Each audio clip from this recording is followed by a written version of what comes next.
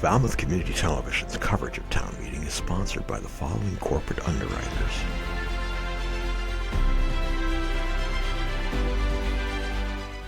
The Steamship Authority is a proud partner in many Falmouth community events, including town meeting coverage. And for good reason. Not only do we have a terminal and offices here, about 1/3 of our employees call Falmouth their home.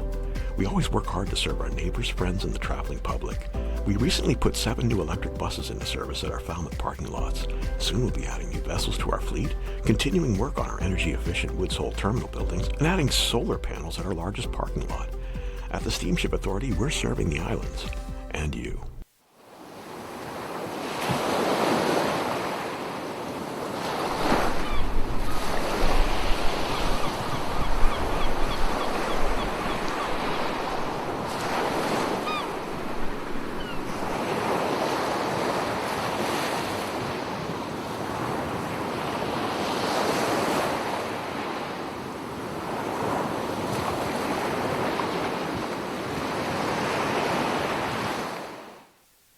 Welcome to the Falmouth Chamber of Commerce.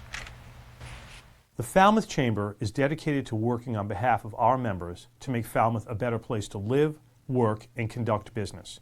We are committed to developing the economic, cultural, educational, and civic interests of our community and welcome the support from all organizations to achieve our combined goals. Whether you call Falmouth home, are a summer resident, or a visitor, we hope you take advantage of all that the Chamber has to offer. Hi, I'm Bob from Crane Appliance. Since 1983, as a family-owned company, our goal has been simple, to give our neighbors of the Cape and Islands a great shopping experience. Rest easy knowing our professional team will listen to your needs and help you pick out the perfect appliances. We'll take care of everything throughout the sale, delivery, and installation process. And we even have our own in-house service department. Crane Appliance, we call the Cape and Islands home. Carlson Printing for all your printing needs. 508-548-7303 or toll free at 1-800-696-7303. Our email address is carlsonprinting@aol.com. Carlson Printing for all your printing needs. Hosting services for fctv.org are provided by MegaNet Communications. MegaNet offers a wide array of internet services including Mega Backup Cloud Service, server co-location, T1, fiber, Metro Ethernet, as well as telephone services such as hosted PBX and digital voice. Their #1 goal is to keep your communications network up and running and allow you to focus on growing your business. 877-634-2638 or meganet.net.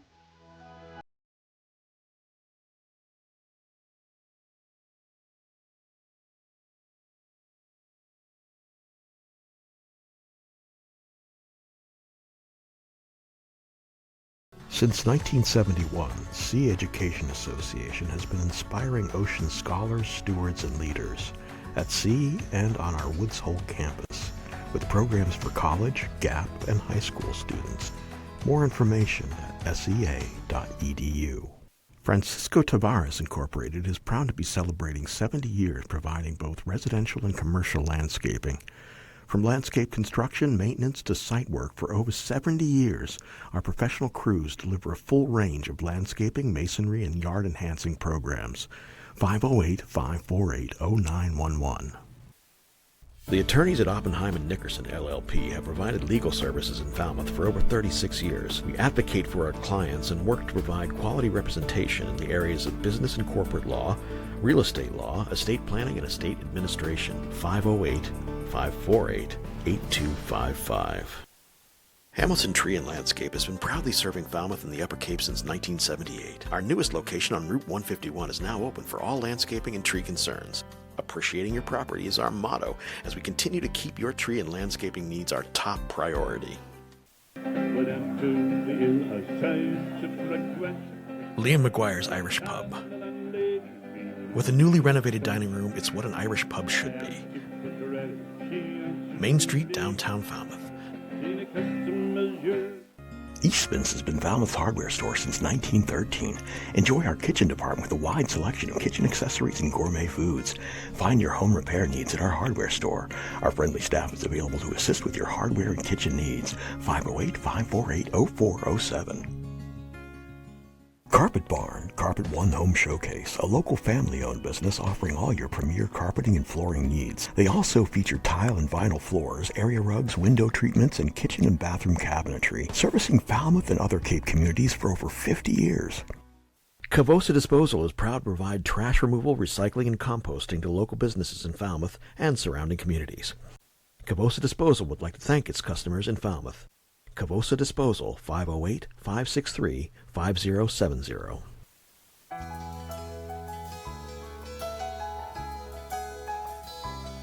FCTV is also supported by the following businesses and organizations.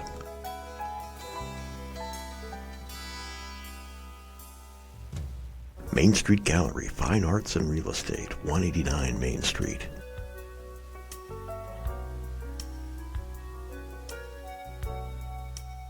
Dogs and Hogs, 781 Main Street. Specialty sandwiches, barbecue, parking in back.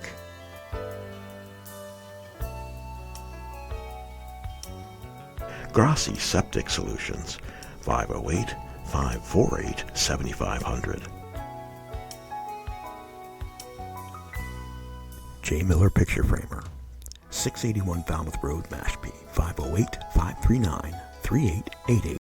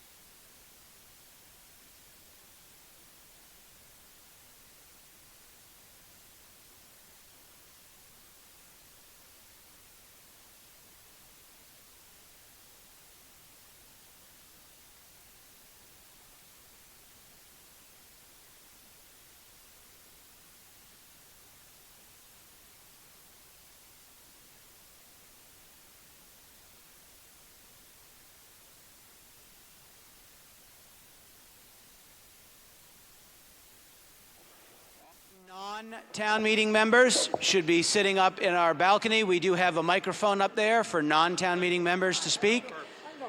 But on the floor, all town meeting members, please check in and grab your electronic voting device.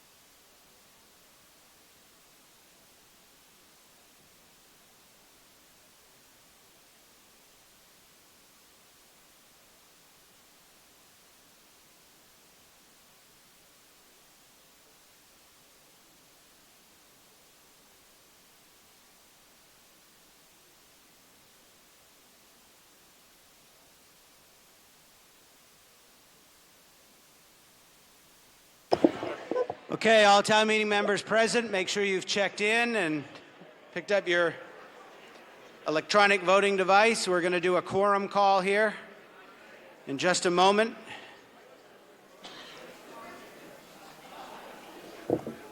Okay. All town meeting members present will be pressing 1A when we open the quorum call. If you're not here, you can press 2B. Okay, the quorum call is open. All those present, please press 1A. Again, all non-town meeting members should be sitting in the balcony. We do have a microphone up there for you to speak.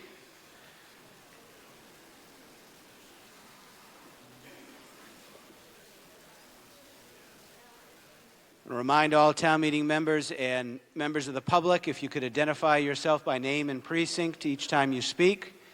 That helps us with the record, and also for those that are watching our live broadcast on FCTV to be able to know who's presenting to town meeting. During our break this evening, we will actually, compliments of the school department, we will have some refreshments and coffee in the lobby here rather than downstairs. So keep you kind of close so we can try to finish up in one night.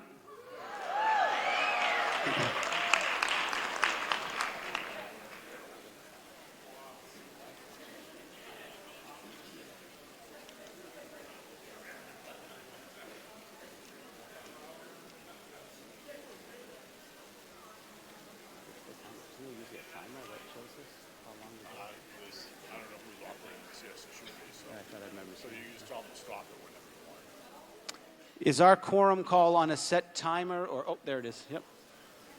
Okay.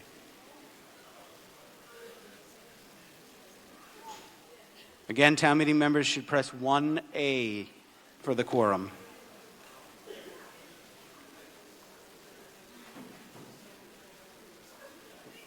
This is Braga.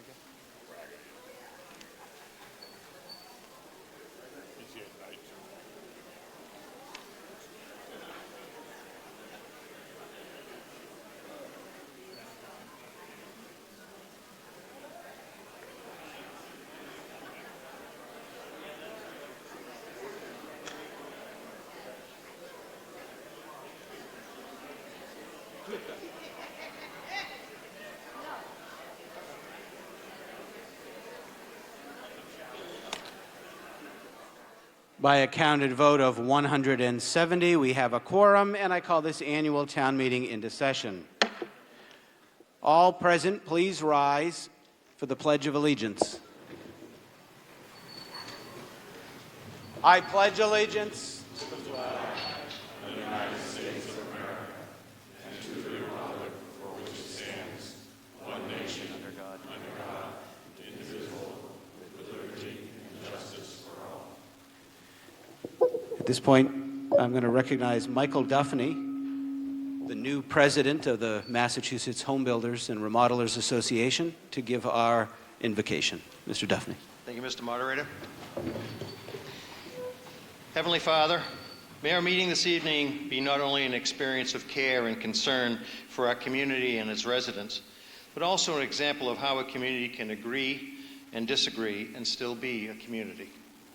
We ask you to watch over and protect our families, our community, and our nation and our world. May your gift of peace become a reality for all. Amen. At this point, we'll stay standing just for a moment of silence, reflection on members that we may have lost since our last sitting.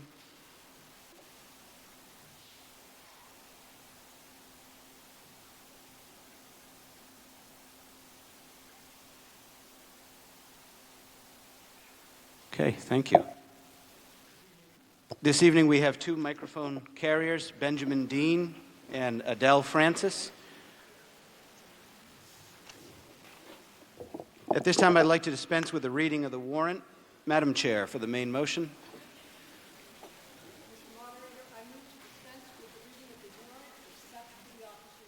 You've all heard the main motion. All those in favor signify by saying aye. All those opposed, no. The ayes have it, unanimous. At this time, I'll read the officer's return of the warrant. By virtue of this warrant, I have this day notified and summoned the inhabitants of the town of Falmouth qualified to vote on town affairs as said warrant directs by posting an attested copy thereof in town hall and in every precinct of the town. Signed, our Constable Ron Braga. Mr. Clerk, I ask that the warrant become an official part of the record for this meeting. At this time, the chair would entertain a motion for non-town meeting members to sit up front with their respective boards and committees. So moved. All those in favor signify by saying aye. All those opposed, no. The ayes have it, unanimous. At this time, the chair would entertain a motion for town employees who are not residents of the town the right to speak on any issue before the meeting. So moved. All those in favor signify by saying aye. All those opposed, no. The ayes have it, unanimous. At this time, I recognize the planning board for a notification of public hearing.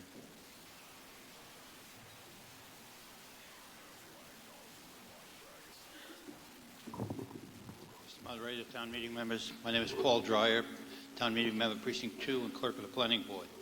I'd like to read a statement on behalf of the planning board. In accordance with Chapter 40B, Section 5, Massachusetts General Law, and Section 241.1D for the Falmouth zoning bylaw, public hearings were held on January 9th, January 23rd, and February 20, 2024 for Articles 34, 35, and 36 for the April 2024 annual town meeting, and all those who wish to speak were heard. As required, a report is hereby submitted with the planning board's final language and recommendations. Thank you. Thank you. Again, our constable this evening is the same that served the notice. Ron Braga's in the back. At this point, we're going to commence with a blanket vote. We'll go through each of the articles by number and a brief description. If you'd like to debate the article or change a motion from what is recommended, just stand up and yell hold. We'll make a note of it, go on to the next one. I'll run through the warrant a second time just by number, and then we will take one motion to accept all of the articles that were not held as recommended as the official action of the town meeting, and then we'll go back and start up with Article 1. So Article 1 is a hold. Article 2, to hear reports, is a hold. Article 3, to fix the salaries of elected officials. Article 4, to amend the town's position classification plan.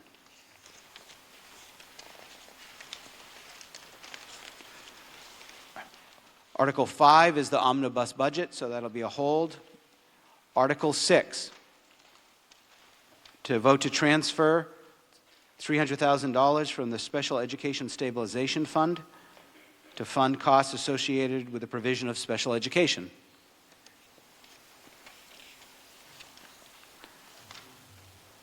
Article 7 is a hold. Article 8, to raise and appropriate $784,660 to the Debt Stabilization Fund.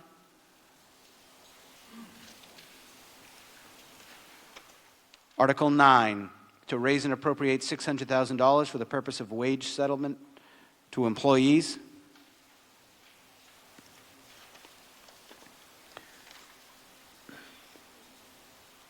Article 10, to vote to transfer the balance in the Health Insurance Stabilization Fund to the OPEB and vote to terminate the Health Insurance Stabilization Fund.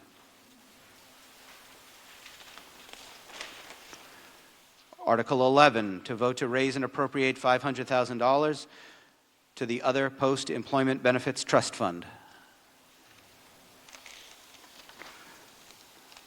Article 12, to vote to terminate the Energy Stabilization Fund.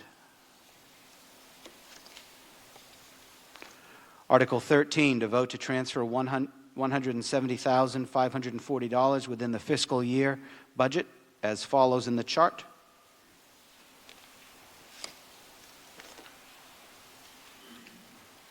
Article 14, that the sum of $60,000 be appropriated to supplement the previous funding for the East Falmouth School repairs, and to meet this appropriation, $60,000 is appropriated from the unspent bond proceeds in the articles listed in the chart. Article 15, to vote to transfer and appropriate funds from the following articles for the following purposes, as provided in the chart: $178,054.60.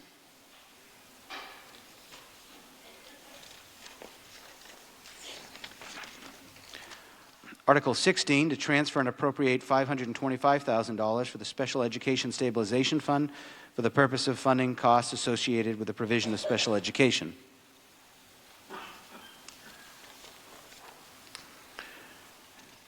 Article 17, to vote to rescind an amount of unissued borrowing from the Wild Harbor Bulkhead and the T-Ticket Elementary School roof replacement.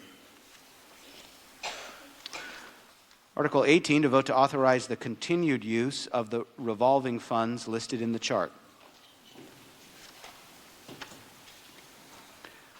Article 19, to vote to hold.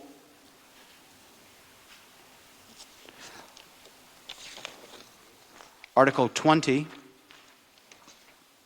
the recommendation is indefinite postponement. This is to appropriate a sum of money to fund the engineering, design, and construction of wastewater collection system for the northeastern part of Mara Vista Peninsula.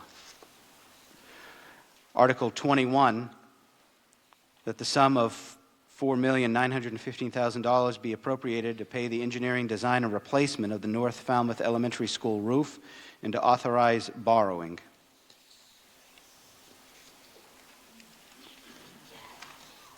Article 22 is a hold. Article 23, to vote to authorize the Select Board to acquire a permanent easement for municipal water system purposes within a parcel of land now or formerly owned by the Falmouth Economic Development and Industrial Corporation.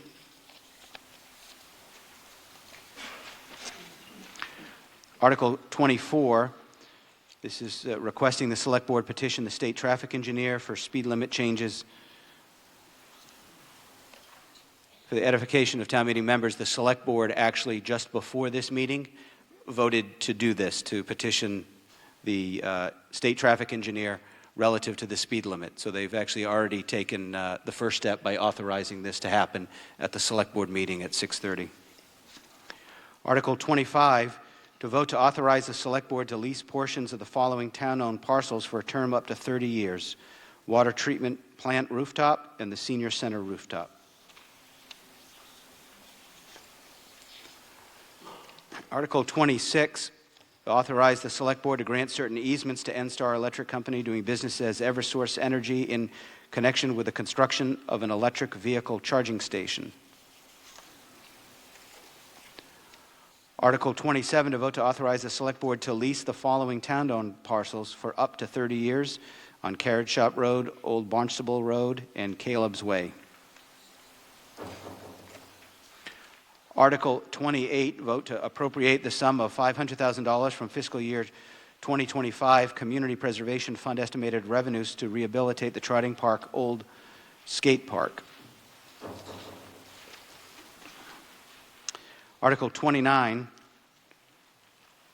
to vote to authorize a sum of $3 million. That's a hold. Yeah. We're going to have a new motion on that. Article 30, the recommendation is indefinite postponement for the First Congregational Church Steeple Rehabilitation Project. Article 31, to vote to authorize or transfer the sum of $2 million, of which $214,372 is from the fiscal 2025 Community Preservation Budgeted Reserve, $560,745 is from the undesignated fund balance, and $1,224,883 is from the fiscal year 2025 Community Preservation estimated revenues to the Falmouth Affordable Housing Fund. Article 32, to appropriate from fiscal year 2025 Community Preservation Fund estimated revenues the sum of $139,700 to fund Community Preservation Committee administrative expenses. Article 33, to vote to authorize the Select Board to petition the General Court for a special act that would impose a real estate transfer fee.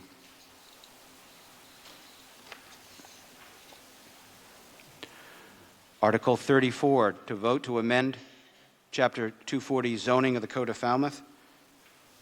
This is reorganizing the definitions section of the zoning bylaw. Article 35, to vote to amend Chapter 240 zoning by deleting Section 246.7 Senior Care Retirement District in its entirety and inserting the new language in its place.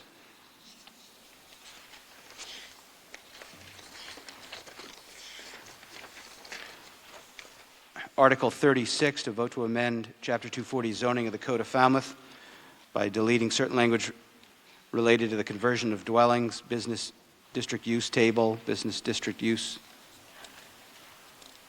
public use district use table, and single residence district use tables.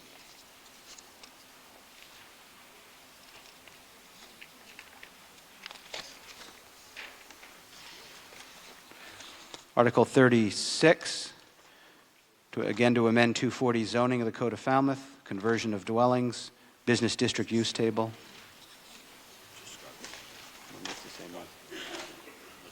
Oh, I've got two Article 36s, sorry about that. And Article 37, to vote to transfer $150,000 from certified free cash to the Board of Library Trustees, a hold. Okay, we'll run through them again by number. Article 1 is a hold. Article 2 is a hold. Article 3. Article 4. Article 5 is a hold. Article 6. Article 7 is a hold. Article 8. Article 9. Article 10, Article 11, Article 12, Article 13, Article 14, Article 15, Article 16, Article 17, Article 18, Article 19 is a hold, Article 20, Article 21, 21 is a hold, Article 22 is a hold, Article 23, Article 24, Article 25, 25 is a hold, Article 26, Article 27, Article 28, Article 29 is a hold, Article 30, Article 31, Article 32, Article 33, 33 is a hold, Article 34, 34 is a hold, Article 35,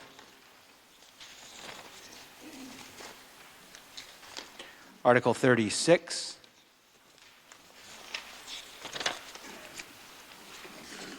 Article 37 is a hold. Mr. Chairman.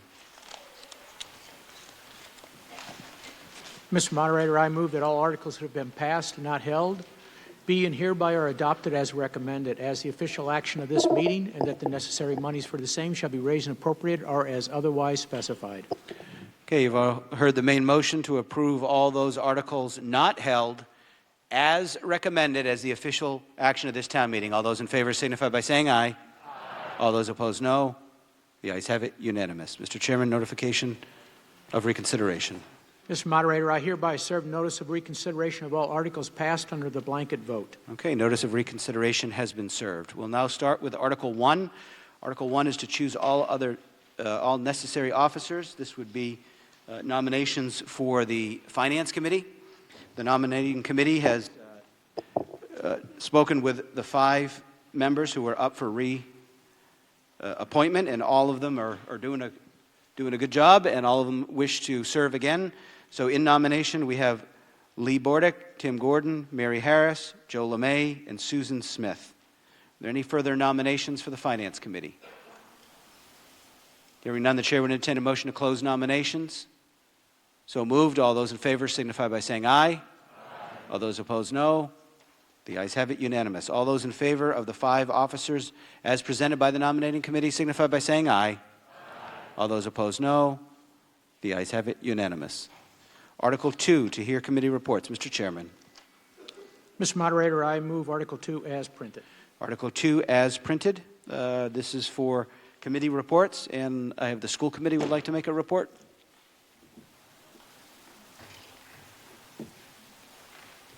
Good evening. Thank you, and thank you for your continued support of the Falmouth Public Schools. There was a flyer tonight that we passed out. If you didn't get one, there's some in the back. Falmouth Public Schools was recognized as a Green Ribbon school from the state. We're very proud of the recognition. A lot of this is contributed to our partnerships in the community, focused on our sustainability, coastal resilience, and our composting efforts, and many more that you'll see on the flyer. But I wanted to be able to share that before we got started. Paul? All right, so do we have a presentation? Yeah, I think we have a PowerPoint to go with that. That's what they have to put. Okay.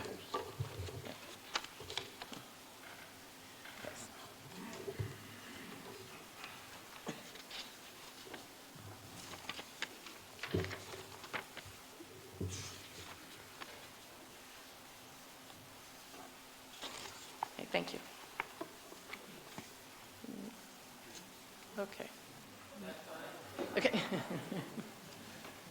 I am not going to be speaking on the solid waste, except to thank them for their partnership in the composting. No, but you're contributing to reducing the amount of solid waste.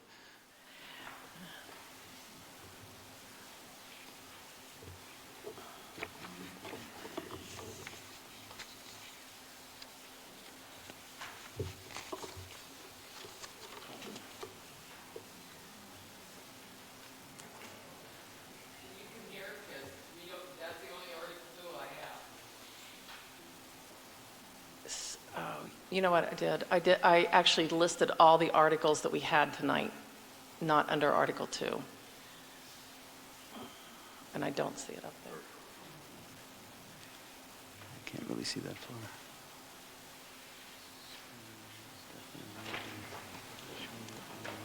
Each committee.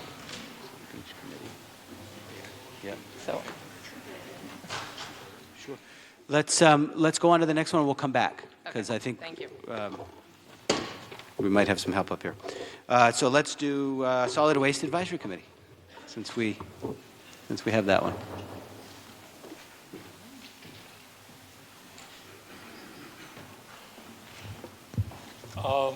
Slide up, please.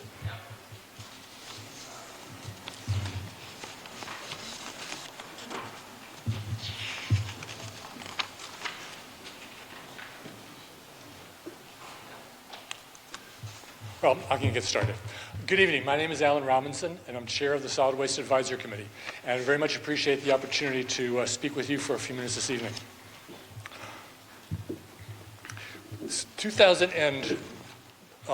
Actually, the last 6 months, the end of 2023 and 2024, have been a very good year, or a good 6 months for solid waste management in our town. I'll wait for now for the slides.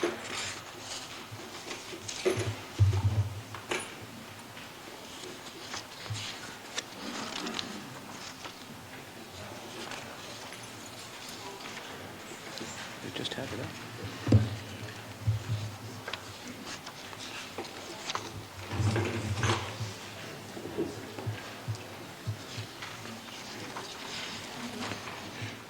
Well, as the slide's coming up, I'll thank Lori and the school administration for their partnership with the Department of Public Works and the Solid Waste Advisory Committee, both in the school's initiation of the composting at the schools. 3 schools are now composting before the end of the month. 2 more schools will be composting before the end of the school year. All 7 of our schools, the children and the staff in the cafeterias will be composting all of the food waste. And it's a growing amount, and we're very, very pleased because when it starts in the schools, it comes up to the families, to the parents, to the grandparents, and hopefully the whole community. So thank you.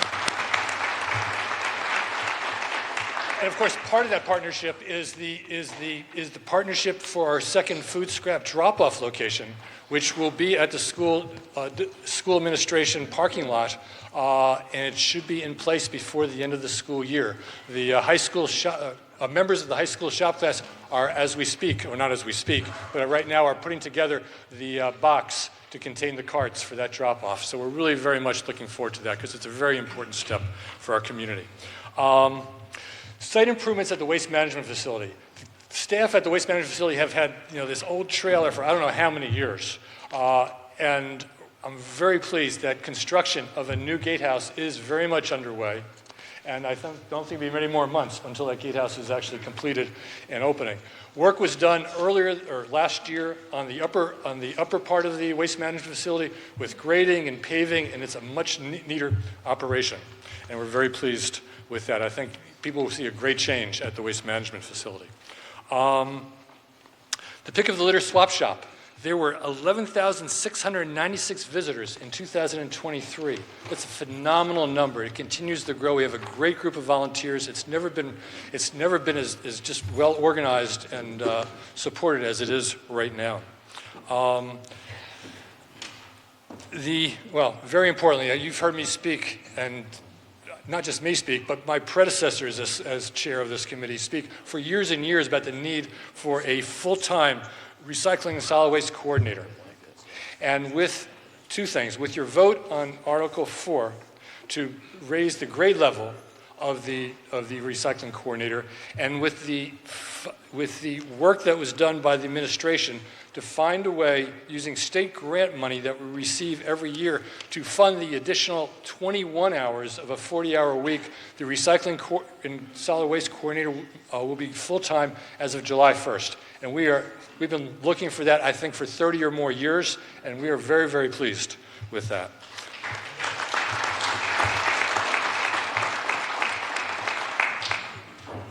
Our trash tonnage, we'll be talking about reducing trash tonnage, but our trash tonnage in 2023 was 7% less than it was in 2018. And that's a substantial number, and I'll talk a little bit more about that shortly. And as I mentioned 6 months ago, Falmouth, are in the early stages of working together with the county and with the other towns in the Upper Cape and with the Joint Base Cape Cod for what we hope to be a composting facility to be built on Joint Base Cape Cod sometime in the next several years. And that's very, very important for the next thing we'll be talking about, which is the challenge ahead. The Massachusetts Solid Waste Master Plan calls for a 30% reduction in trash tonnage from a 2018 baseline.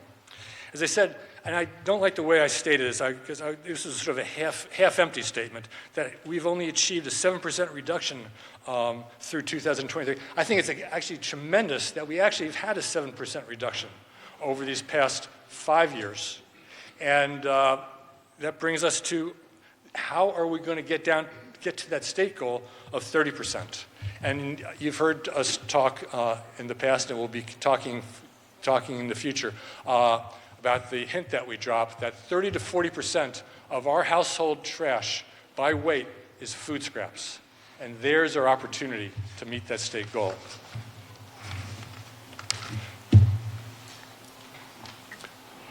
Can you jump me to the next slide? Oh, you did. Oh, thanks. What we've also talked about in the past, and we are now at the verge of something we can do. We said we needed an integrated solid waste management plan, but first we needed a full-time solid waste and recycling leader. We now have it, and it is now time for Falmouth to begin development of such a plan. Over the next few months, we want to work, Department of Public Works and Solid Waste Advisory Committee, want to work with the town administration and the select board to obtain their support for moving forward with developing such a plan. And then that plan be led by the recycling and solid waste coordinator, using in-house resources, not going out to consultants, but using in-house resources to develop the plan, using lessons learned by other towns and cities, and there's a number we can draw from. A number of good plans and plans being put into implementation by other Massachusetts towns we can draw from. And to engage the community throughout the process, and it will certainly be a many months long process, but to engage the community throughout, and to begin the day the solid waste coordinator becomes full-time on July 1st, 2024. And then while we're doing that, is that continuing that partnership with the county and the other Upper Cape communities and the private sector to develop a viable food waste composting facility in all likelihood on Joint Base Cape Cod. In closing, we want to welcome any of you and all of you who are interested in what we're doing and want to get involved to a greater degree than you are already, is to come to our meetings. We meet the first Tuesdays of the month. Our next meeting is May 7th at 6:30 in the old Water Department meeting room at Town Hall. We welcome you to join us. I think we have lively meetings. And we've been doing surveys of recycling. We started that back up again. We did one this past Friday. And we know that the members of our community are very well meaning about it with their recycling. But we know it's a complicated thing. And there's some things you think are recyclable and they're not, and vice versa. So if you have any questions, any uncertainty about whether something is recyclable or not, you can go to the town website. There's excellent information on the Department of Public Works with regard to recycling, and it also can direct you to a state website, Recyclopedia, that is absolutely the best website I've ever seen with regard to recycling. So thank you for this opportunity to talk to you, and look forward to seeing you again in 6 months, but carry on. Recycle and compost. Thank you. Thank you. Beach Committee.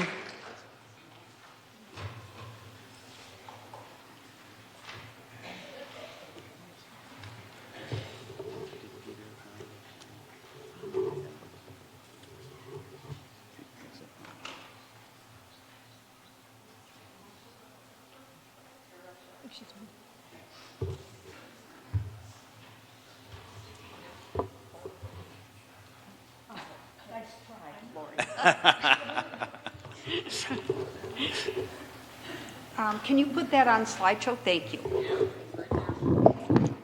I would like to ask for 7 minutes instead of 5. We've done the best we can paring it down, but I'm asking for permission for 7 minutes. Okay, we have a request for 7 minutes for the Beach Committee. All in favor signify by saying aye. All those opposed, no. The ayes have it by the 2/3. Thank you. Good evening to all of you up on the stage and in this auditorium, and thank you so much for allowing us the opportunity to bring this information to you on the state of our beaches. I am Barb Schneider, Captain of Precinct 4 and Chair of the Beach Committee. I'm here with Lynn Shadd, who is also a member of the Beach Committee and from Precinct 3. Given the challenges of our beaches, plus, please know that we're not your grandmother's beach committee anymore. And as advisors to the Select Board, the Beach Committee is here tonight to say the state of our beaches should be of concern to all of us. Oops. Our work began with the review of the 2020 Surf Drive feasibility study. This study identified the area shown here as one of the most vulnerable in our town.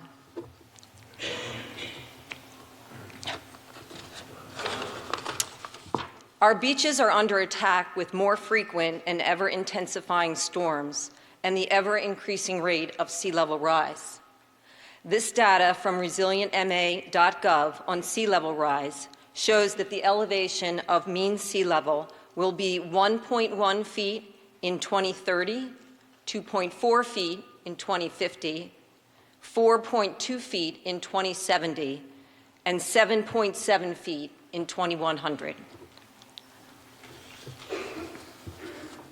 Did I miss something? Okay, so here is a demonstration of flooding in the Surf Drive area from the present to 2070. Note the potential breakthrough predicted at Surf Drive in 2030, only 6 years from now. Recent storms this past winter caused 100 cubic yards of sand to be washed away from Surf Drive Beach. The vegetation, which acts as a protective barrier, was reduced 2 to 3 feet along the full length of Surf Drive Beach. Most of what remains is dying.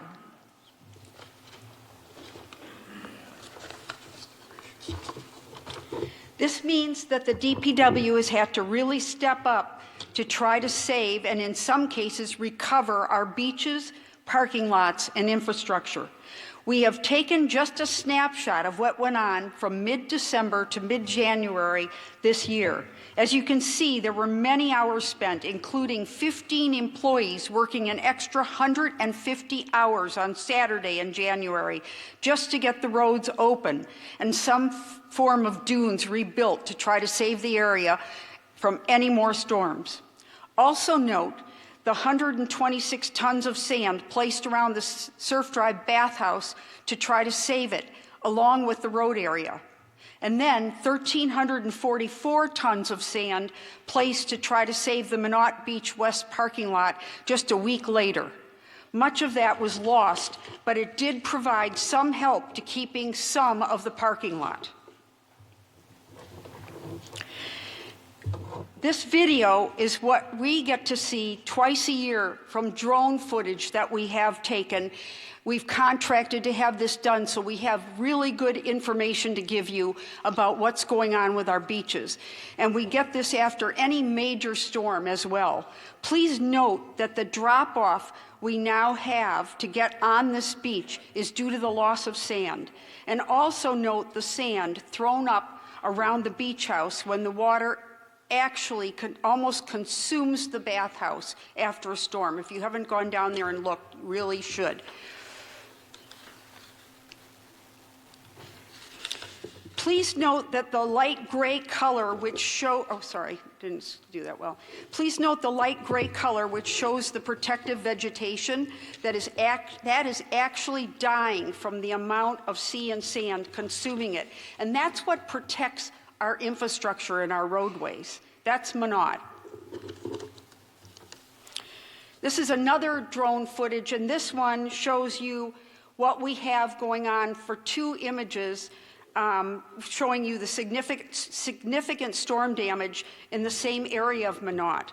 We hope that some of this will be fixed with the installation of the new bridge and the wider opening to Bourne Pond. Hopefully that's going to start this fall.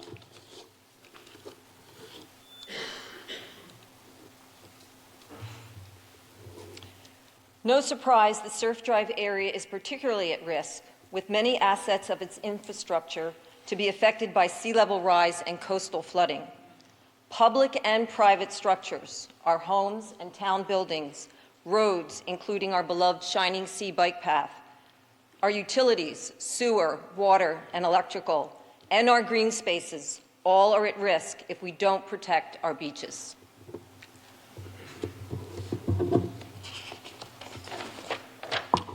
Why does this matter to each of us? Because the beach erosion we have demonstrated to you in this presentation has already begun to have real financial impacts on the homes in our town. Using town data, we researched 3 segments of homes that are at near risk for loss of tax revenue. The loss of tax revenue from one source translates into added tax burden for others. This is proof positive that this is a town-wide crisis that will impact all of us.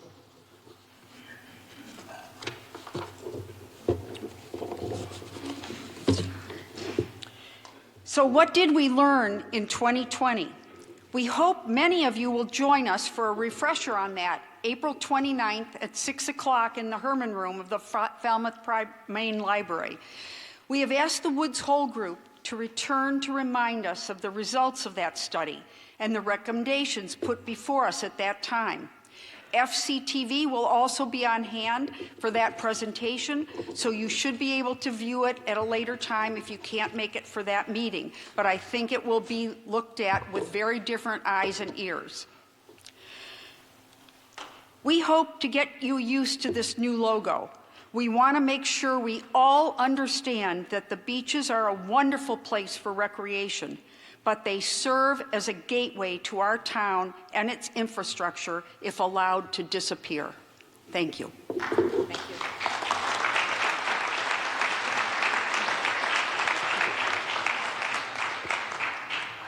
Okay, I think we are set for the school committee. Thank you for allowing me a second chance.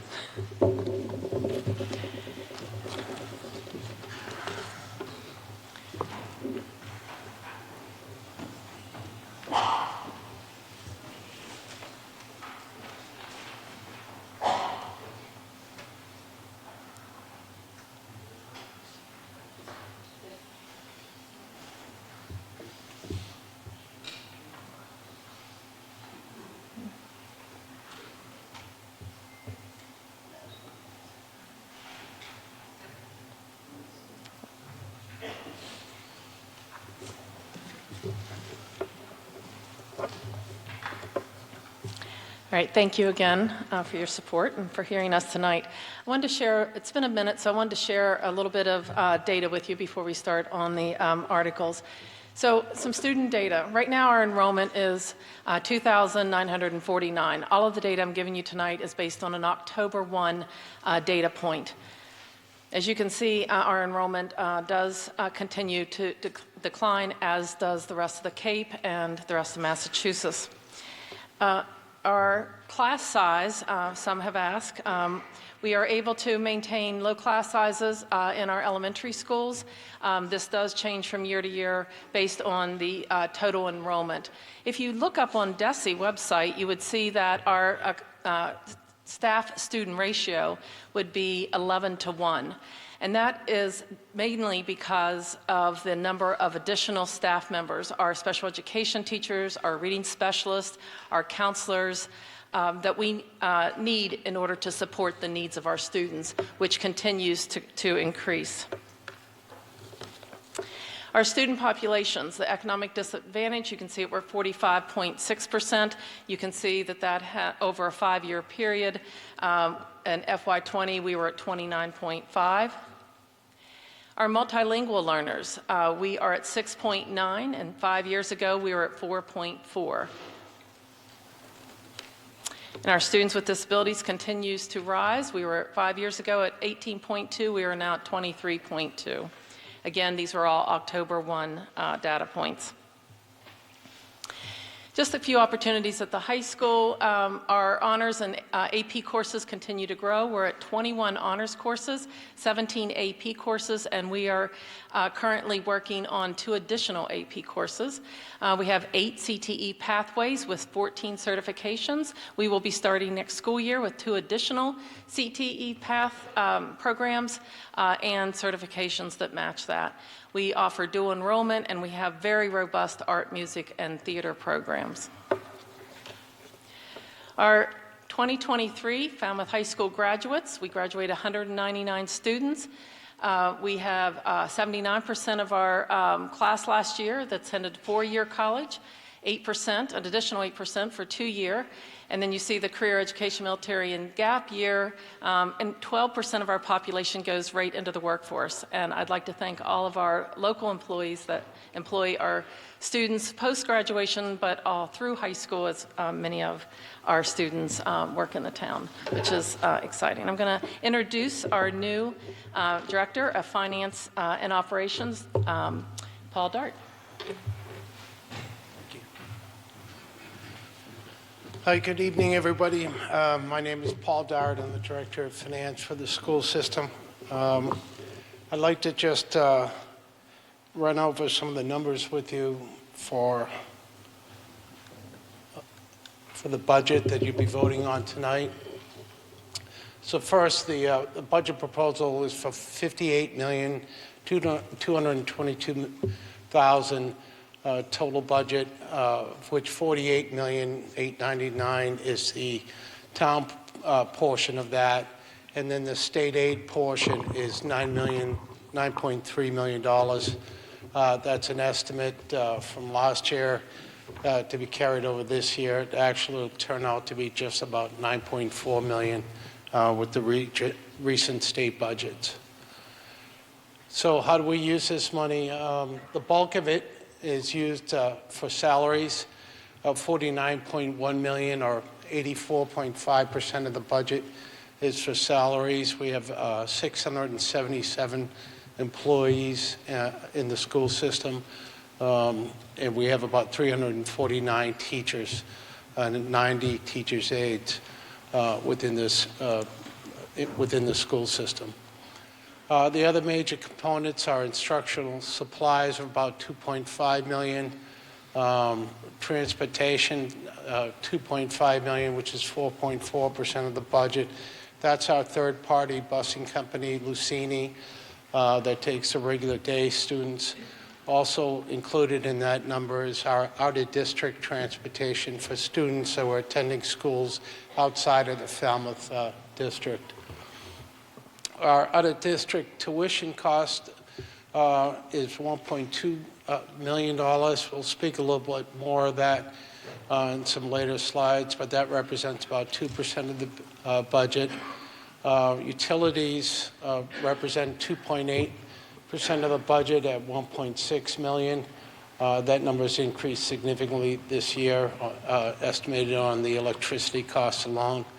And then the maintenance is $1.05 million for 1.8% of the budget. So in planning for the school years, as Dr. Dora had been mentioning, the needs of the students continue to increase. You know, the special needs population of the student have gone up from 18% in 2020 to 23%. In this recent year. That calls for higher staffing level, higher program needs, higher out-of-district expense, et cetera. As well as English language learners and economically disadvantaged students, all of that has a programmatic impact in the expense on the budget. Payroll expenses have increased for next year as well. 2.5% was our budgeted amount, another 1% for latent and step changes on top of that.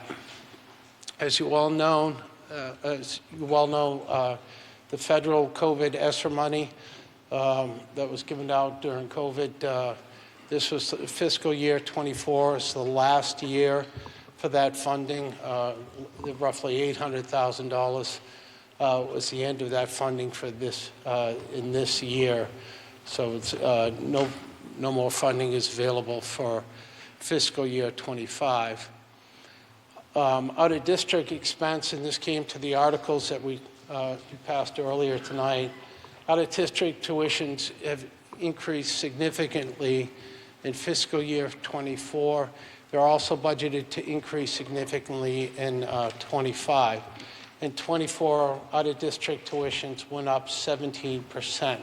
That's a state-mandated rate for tuition increases. So it has no real impact on, it's not the number of students that have going out, it's just the cost of the existing tuition for institutions we're using for placement. And again, that number has gone up 4.7% again in 25. Other big non-salary costs are utilities that I mentioned, electricity up 35%, transportation and maintenance. We have an older infrastructure. Our buildings, most of them were built in the 60s. As you see in the North Falmouth roof article, we need to replace and continually repair these buildings as we go along here. Okay, we have 5 minutes for committee reports, okay. and we've well exceeded that, so how much longer do we need here? 2 minutes. Additional 2 minutes. All those in favor signify by saying aye. Aye. All those opposed, no. The ayes have it by the 2/3. Okay. Apologize for being delayed. Just a quick note, this is a reference point for special education costs in the district. You'll see in the chart 2018, it's roughly 12 million. 2024, it's gone up to roughly 17.5. This is for all special education, both in district and for out of district students. So this is for staffing, teachers, TAs, special aids, et cetera, programs, as well as out of district expense. But this is a major factor in our school budget. And as a reference point, this is where we are versus the state in terms of percent of special education. That's a percent of total expenditures. We're roughly 22%. We're now just about where the state is in total expense. These amounts have been passed. The final project to mention is just the North Falmouth roof. This roof is in badly need of repair. If we were to give you a tour of the building, as we have been doing, it's easier to show you a room that didn't have a leak than to show you a room that didn't have a leak. Did have a leak. We've had cold weather has resulted in pipe freezes, pipe bursts, damage to the building, and so on. So it's our highest need as a school project right now. So with that, I'll return it over. Thank you.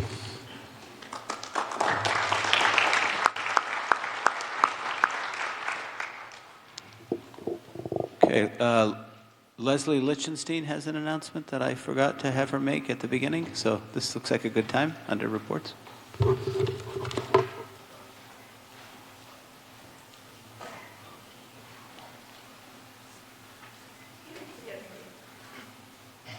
I had it written down, but I didn't look at it, and I looked over and said, oh, I better do it now.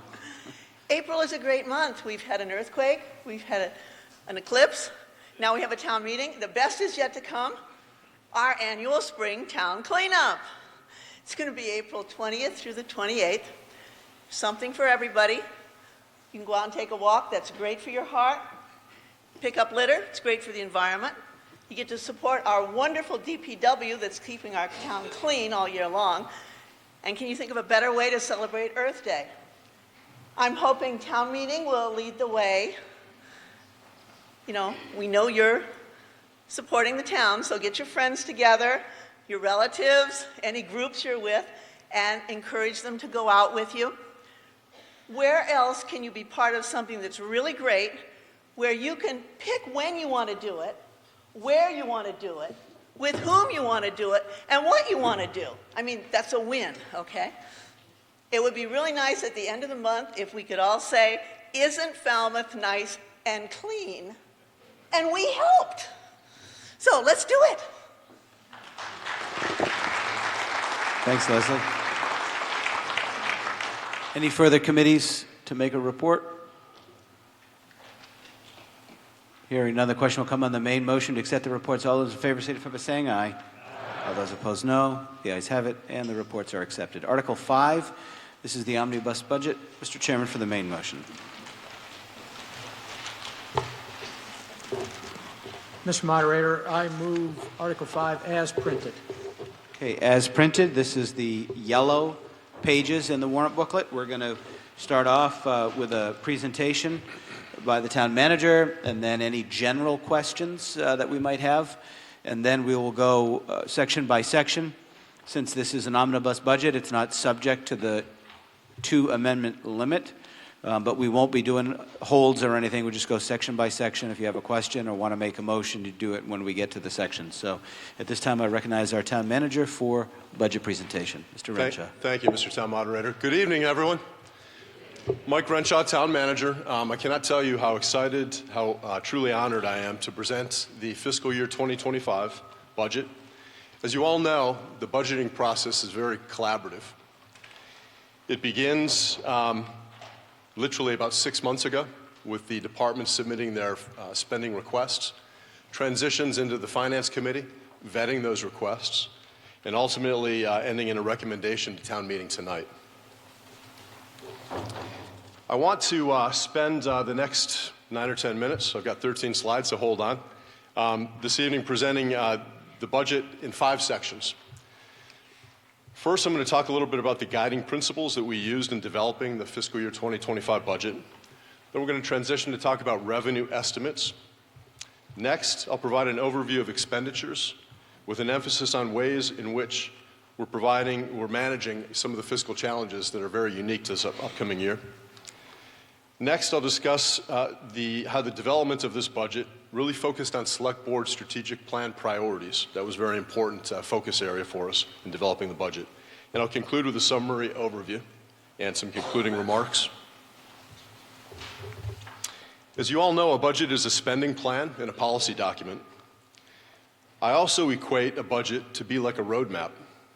If followed, it provides a course for the organization to meet its objectives and goals effectively and efficiently. The roadmap for the development of the fiscal year 2025 budget is based upon 4 foundational waypoints that guided the decision-making of staff and I throughout the months-long process culminating here tonight with town meeting.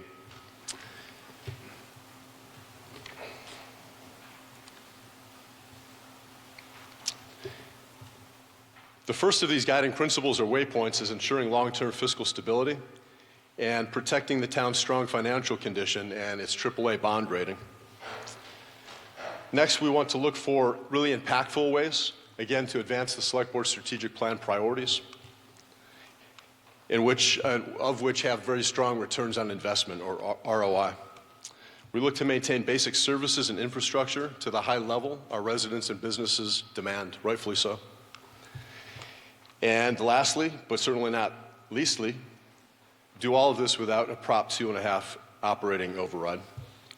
These guiding principles or waypoints, again, are in no particular order of importance. Without achieving any one of them, however, it becomes very difficult to reach our ultimate planned destination. I want to briefly explore with you a few of the core factors that have recently and will continue to impact our long-term financial stability, and a tactic that we're utilizing this year to deal with some of the inflationary pressures that we're seeing. Fiscal stability, as you all know, is enhanced with strong recurring revenue streams, and our revenue growth continues to be very strong. Despite the forecasted strong revenue growth, we must be mindful of the unusual cost pressures for fiscal year 2025. I'm going to provide a little bit more detail later in the presentation, but I just want to kind of preface it by using a couple of examples of those inflationary pressures. We're seeing our solid waste disposal fees go up about 4.8%, which equates to about $436,000 this year compared to last. We're also seeing, in terms of inflationary pressures, as you all can see at home, our electric utility rates are increasing by about 35%, which equates to about $207,000 additional dollars needed. And lastly, water and wastewater chemicals, we're seeing an increase of about 2.5%, or about $150,000. The proposed fiscal year 2025 budget is balanced and based on conservative revenue estimates. Lastly, one of the points that I want to make is that we've included some substantial allocations in this FY25 budget to debt stabilization and capital stabilization funds. With regards to debt stabilization, approximately $785,000 allocated, and capital stabilization fund, about $5.5 million proposed allocation. And as you've heard in November town meeting, we talked a little bit about this capital stabilization. The intent is to fund future capital improvements, particularly for those large capital projects, as a strategy to reduce the impact of future borrowing projects, such as the new police facility. Importantly, the Select Board recently adopted a revision to our fiscal policy in conjunction with the proposed allocation to the Capital Stabilization Fund. This new policy states that the town will maintain a minimum balance of $3 million and a maximum of 10% of the total cost of our capital improvement plan, the 10-year capital improvement plan, that total cost. Right now it's about $524 million over that 10-year plan. This slide is being offered tonight as a very high-level trend analysis of our revenues over the past 6 fiscal years through new growth in property taxes. As you can see, our previous high water mark in terms of new growth collections was about $1.6 million. We hit a new high water mark the end of last June 30th of 2023, with a certified collection of $2.5 million in new growth. And ladies and gentlemen, that's really phenomenal, and it's reflective of the rising volume of both new construction and particularly new renovation permits being pulled. I want to especially thank our building departments and the assessor's office for their Herculean efforts in kind of processing these permits, a high volume of work. To provide a little bit of context to this graph, as a practice, the town forecasts new growth very conservatively, and I'll give you an example. For fiscal years 20 through 22, we forecasted $700,000 in new growth. FY 23-24, about $800,000, and for this FY 2025 upcoming budget, we're forecasting the need for $900,000 in new growth.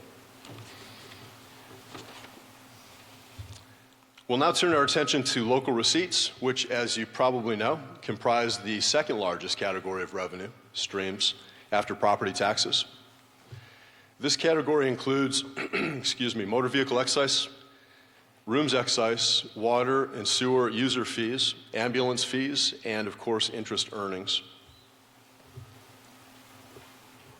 Similar to new growth, we also established a new high water mark for local receipt revenue for the year ending last June 30th of 2023. The total for FY23 was $34.2 million in local receipts. For this FY 2025 budget, we are relying on $27.6 million, as you can see towards the end of that graph, in local receipts to balance, leaving a cushion to generate free cash. Next, I want to turn our attention on state revenues and our priority to utilize previously unused or underutilized available fund accounts. As you probably know, state aid net of charges represents a relatively small portion of the town's overall budget, about $1 million. The state estimate that was used for FY 2025 is the same estimate that we used for FY 24. Conversely, state aid is a lot more significant to the school departments, about $7 million net of charges. This year, I want to report, led by the expertise and basically sheer tenacity of our finance director, Mr. Ed Centeo, we made a really concerted effort to identify unused or underutilized available fund accounts. I want to provide a few examples of that. We utilized about $110,000 from the Reserve for Sewer Fund for the new wastewater position that we're proposing. Energy Receipts Fund, we're proposing allocating $103,100 for the Sustainability Coordinator wages. And lastly, we're proposing to allocate $255,000 from Waterways to fund Marine and Environmental Sciences wages. One of the key challenges in developing this budget this year was in the area of wages and the recognition that we had fallen a bit behind and were less competitive in the market here on the Cape. Staff and I made a really conscious effort in this year's budget to identify areas where we lagged other competition on the Cape in both recruitment and retention. Common to most organizations, and you heard this with the school, wages represents the largest portion of the town's budget. The FY 2025 budget includes wage settlements for 5 unions representing about 50% of all town employees. We're proposing $600,000 to be allocated this year to a separate warrant article, and that's Article 9, for union and non-union wages that are yet to be determined. The total increase in wages is approximately $6.6 million, or about 73% of the overall budget increase from FY 24 of $9.18 million. Of this, approximately $3.1 million represents town-only wages, and approximately $3.5 million represents school wages, the increase in school wages. Continuing on with the theme of challenging fiscal and economic pressures, I want to talk a little bit about some of the other challenges that we saw. Everyone remembers the override with regards to the firefighters. We're proposing this FY25 to fund $240,000 of the $500,000 cost of the 14 firefighters that were not covered by the override, the $950,000 override. The $240,000 will be funded through raise and appropriation. The balance of $260,000 will be funded out of the Fire Stabilization Fund. Wanted to point out also a significant increase that we're seeing in this upcoming year. Our health insurance and pension, the combined increase between those two is a little shy of $2 million, $1.9 million. I mentioned this previously, but it bears repeating. The inflationary pressures within solid waste, the disposal, $436,000 increase. Property and casualty insurance, our insurance rates are going up by $226,000. I mentioned the electricity, about a 35% increase, or about $207,000 increase over last year. I also mentioned the chemicals, basically for the water and wastewater treatment, increase of about $150,000. Folks, overall, those combined increases, inflationary increases, represent about $1 million of the overall $9.18 million increase in this year's budget. As was discussed in precinct meetings, the school department is facing cost pressures related to increasing high-needs student population and increased costs for special education. Superintendent Dewar and her staff worked very closely with us, staff and I, and did a really outstanding job dialoguing with the town management team over a series of budget meetings. As a result of that collaboration, and it was a true collaborative process, the school department requested $2.59 million increase, and it was fully funded in this year's budget. Importantly, the school agreed to our request to offset $550,000 of this increase by utilizing the previously unused Special Education Stabilization Fund and other non-general fund accounts. Again, this represents our focus on leveraging the unused or underutilized fund accounts. As I stated earlier, one of the primary focuses this year was to develop the FY25 budget with an emphasis to address as many of the Select Board's strategic plan priority areas as we could. As you all know, there's 7 elements in the 5-year strategic plan. Housing is number 1 on that list of 7 strategic key focus areas. This year's budget proposes $950,000 for the Falmouth Affordable Housing Fund from Rooms Excise, and this is the housing category.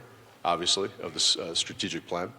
This amount includes $850,000 per policy, plus 100% of the estimated receipts from the community impact fee, which, as you probably know, is a fee assessed to certain short-term rentals.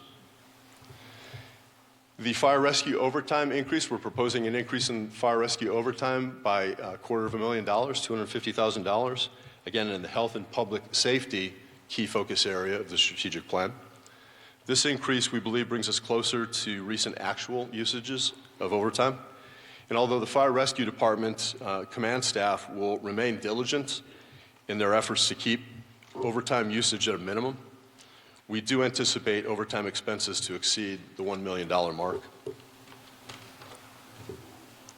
Mr. Renshaw, I'm going to have to take one of those procedural votes again. How much additional time will you need? 2 minutes, sir. 2 minutes. All those in favor of an additional 2 minutes for the budget signify by saying aye. Aye. Those opposed, no. The ayes have it. Thank you. Thank you. Some additional examples of the focus that was placed on addressing, again, the Select Board strategic priorities are on this page. I want to talk a little bit about the 5 essential new positions. Within the public safety key focus area of the strategic plan, 2 new police department positions, the deputy police chief, which was approved in November town meeting, and we have funding proposed in this year's budget for that. Wastewater senior project manager, this falls under the water, wastewater, and solid waste management category, key focus area of the strategic plan. Coastal resilience coordinator, under the coastal natural resources and infrastructure, key focus area. And lastly, the assistant HR director, under the organizational effectiveness strategic plan area. As an overview, I want to provide a short recap. Again, as I stated earlier, our revenue growth remains very strong. Despite unusual cost pressures this year, we're able to avoid cuts to service levels, which is very important. To ensure that recurring expenses are funded with recurring dollars, certain items included in the past capital budget process have been moved over to the operating budget this year, and we hope to do more of that as we go along, reflecting those true costs in the operating budget versus capital. The budget is balanced and based on conservative revenue estimates, does not require an operating override. Tax increase will be limited to 2.5% of the levy limit and new growth. The budget includes investments to address critical challenges and Select Board strategic plan priorities over the next 5 years. And importantly, the proposed budget does not include many of the very legitimate department requests. As you all know, budgeting involves making very difficult choices, and there were several requests that I did not feel rose to the priority level necessary to recommend funding in FY25. And lastly, ladies and gentlemen, the town is very fortunate to be able to maintain services and move forward with several Select Board priorities despite these inflationary pressures. Strong financial position, thanks to longstanding practices that have been established over the years by the Select Board and the Finance Committee. And lastly, and not leastly, I want to thank the staff, the dedicated staff who carry out their respective functions efficiently and effectively and care very deeply for our community. While the FY25 proposed budget represents a significant increase from the approved FY24 budget of about 5.9% increase, I truly believe the spending plan accomplishes the goals of addressing multiple strategic plan areas of the strategic plan of the Select Board, places the town in a more competitive position in regards to both the recruitment and retention of new staff, and is representative of the true cost of operating a complex 21st century municipal government. Thank you very much. Thank you.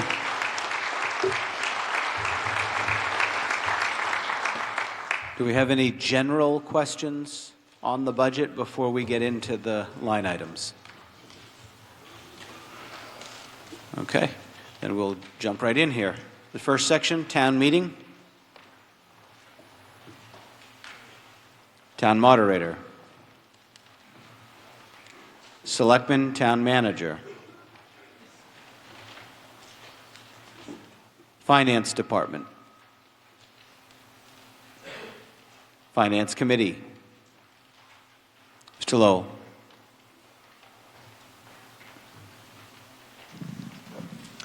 Nick Lowell, Precinct 5, and soon to be Precinct 8.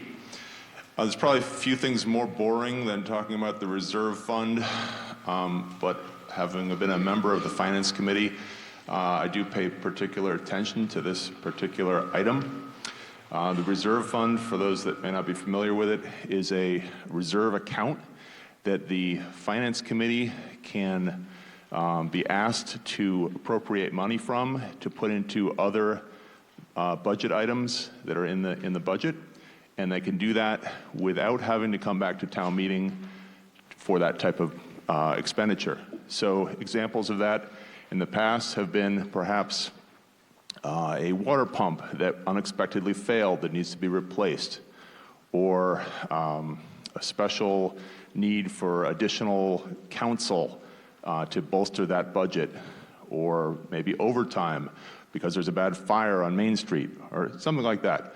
So you can imagine that that would be something that we would want to fund so that the Finance Committee can review those and make decisions about whether those are appropriate. And in my 10 years on the Finance Committee, I cannot recall a single time where we did not approve a reserve fund transfer. So it's not a particularly high bar, but it is a little bit of a bar, and it provides some oversight, and I think that's very important. Now, that $325,000 figure that you have in your budget goes back a long time. I'm actually not sure how far back it goes. I looked in previous budgets, and at least since the year 2000, so that's 25 years ago now, it was $325,000 plus or minus or plus $1. Could get to that, it's a different story, but it's been $325,000. So that sounds great and all because, hey, we have one line in our budget that hasn't had to get bigger. But I actually see that as a problem. And the reason I see that as a problem is that in times when the budgets are tight, and Mr. Renshaw just explained how we are in a difficult time, those are the very occasions where we should have greater reserves, so that if a department is running a little tight on their budget and they have something unexpected come up, they can ask for more money for that. And I think it's unfortunate that that number has stayed so low for so long. It should be going up approximately at the same rate as the town's overall budget. The second reason that's a problem is it just reduces the opportunities for the Finance Committee to review these unexpected expenditures. And instead, you got to believe they're still happening, but it happens in ways that are out of the sight of the Finance Committee, and I see that as concerning. So I ask that we look ahead to future years and look at increasing the reserve fund above the $325,000. Thank you. Okay, anything else on Finance Committee Reserve Fund? Town Accountant? Assessing? Town Treasurer Collector? Town Council? Human Resources? Commission on Disabilities? Information Technology? Geographical Information Systems? Town Clerk? Elections? Conservation Department?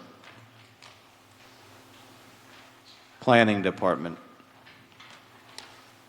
Zoning Appeals? Building Department?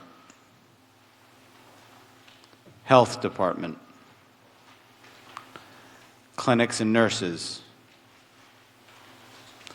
Police Department? Fire Department? Consolidated Communications Department? Marine and Environmental Services? Facilities Maintenance? DPW Administration and Engineering? Highway Division? Snow and Ice Control? Street Lighting? Vehicle Fuel? Bikeways Committee. Fleet Services. Waste Management Facility. Solid Waste Collection. DPW Wastewater. DPW Water. DPW Parks. School Department. Upper Cape Vocational School. Senior Services. Veterans Services.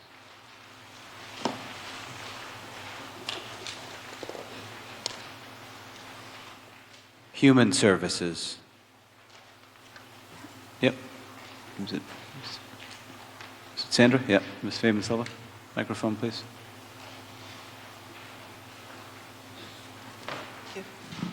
Sandra Fabian Silva, Precinct 2. As the previous gentleman noted, budget items seem to continue to be the same amount from year to year to year. And I have been concerned about the human services budget with respect to allocations for mental health, out-migration prevention, substance abuse, homeless prevention. I think that we need to pay more attention to these areas and invest more. Just to explain, out-migration prevention is a $20,000 allocation of funding to support child care for workforce families. $20,000 is a drop in the bucket in terms of the cost. To a family with an infant and a toddler who need full-time care pay up to $35,000 a year for child care, more than they pay for mortgage or rent. These allocations need higher investments. I would ask that each area, each line item be doubled, and I think our town could afford it. Thank you.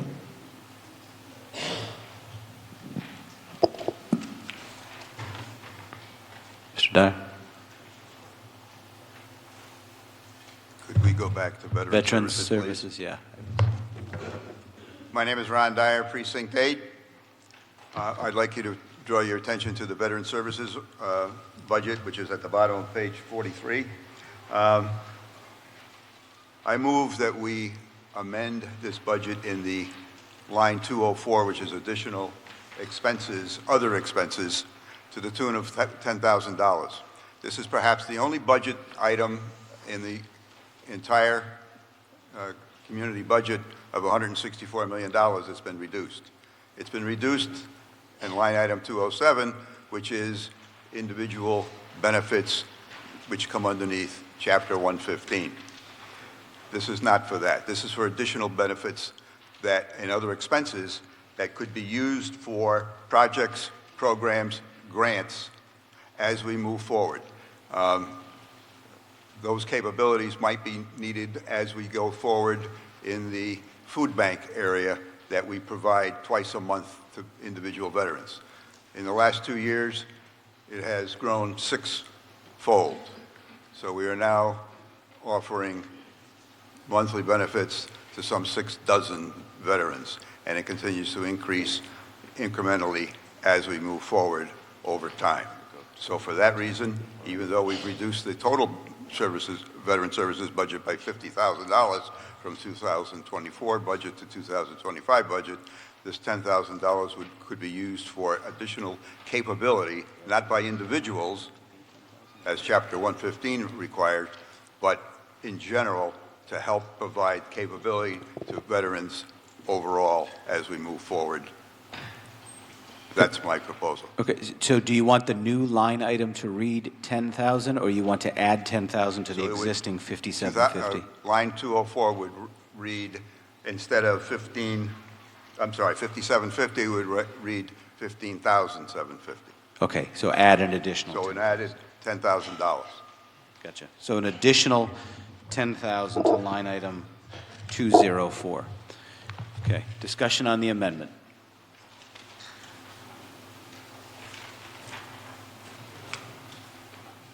Hearing none, the question will come on the amendment to add $10,000 to line item 204. All those in favor signify by saying aye. Aye. All those opposed, no. Opinion of the chair is that the ayes have it by a majority. Thank you.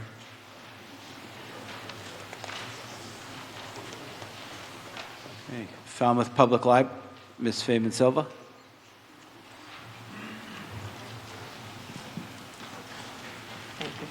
Sandra Feynman Silva, Precinct 2.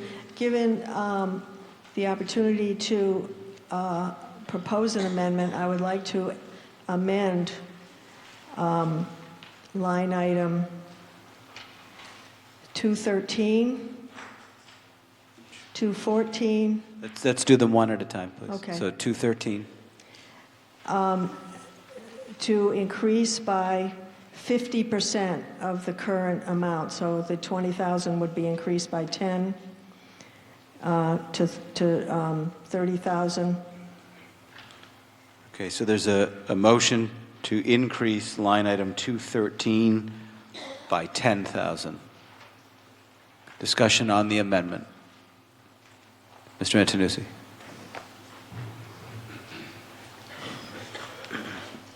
Bob Antonucci, Precinct 6. I'm not for or against, but this is not the way to budget. We should hear from our town officials whether or not the allocated funds are sufficient for fiscal year 25. We could go through each line item and add money to it, but with no basis for it, no facts. The Finance Committee, the Selectmen Committee, the department heads proposed a budget which we feel is realistic. Now, if there's a need that came up since it was done, then let's do it. But if we're going to go through the budget and keep adding 10,000 and 5,000, not the way to do business, unless the town manager or the select board can tell us there's a definite need and the amount in the budget is not enough. Not against the issue, but against the process. Okay, I saw a hand over here somewhere. Yep. Paul Sellers, Precinct 6. I have to agree with Dr. Antonucci. I was formerly on the Finance Committee for a number of years. There is a very robust process to make these allocations throughout the budget.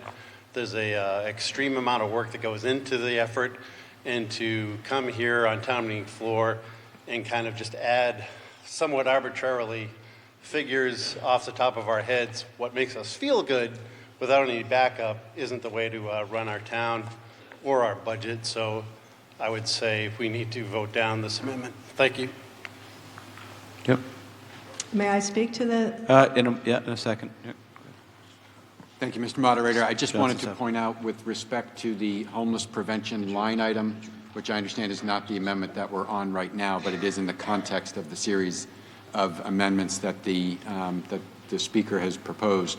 The homeless prevention line item was increased from 25,000 to 75,000, so a tripling of that budget last year. What we're proposing this year is the same as last year, but FY24 was tripling of the budget. It had been $25,000 in FY23. Okay. Yep. Finance Director, Mr. Centau. Finance Director Ed Centio. I also want to point out that there was an opioid settlement fund that's out of budget that's being used for substance abuse. It's over $200,000, and that's available for that particular area for the health or human services budget.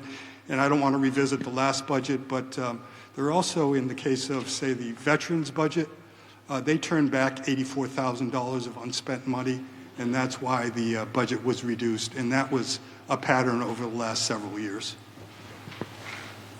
Okay. Ms. Feynman Silva. Well, in my opinion, these budget items, and your point is well taken in terms of the new information that you have proposed, but the some of these line items have not changed in many, many years, and certainly the out-migration prevention budget needs to be increased in order to really serve our workforce families. The homeless prevention budget has increased. I'm sure it could use a lot more money, but I'm glad to hear that it hasn't increased. I am asking, and we were dealing with 213 mental health, that be increased by 50%. And I feel that the human services budget in general is a highly neglected area of our budget, of our town budget. And I feel this has been an ongoing crisis. Okay, Mr. Donahue.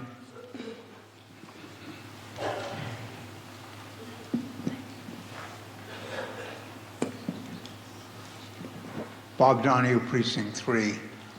I would recommend, I look at these things every year, and I don't know what they are. Why is 20 grand for mental health? What are you doing with that? That sounds like just so small. But I'm sure there's a story behind it, but you're not selling us what that story is. I think just go back and please give us more information what the 20,000 is for, so we can understand why you're keeping it at 20,000 year after year. Thank you very much. Well, let's get, there is no seconding in Falmouth.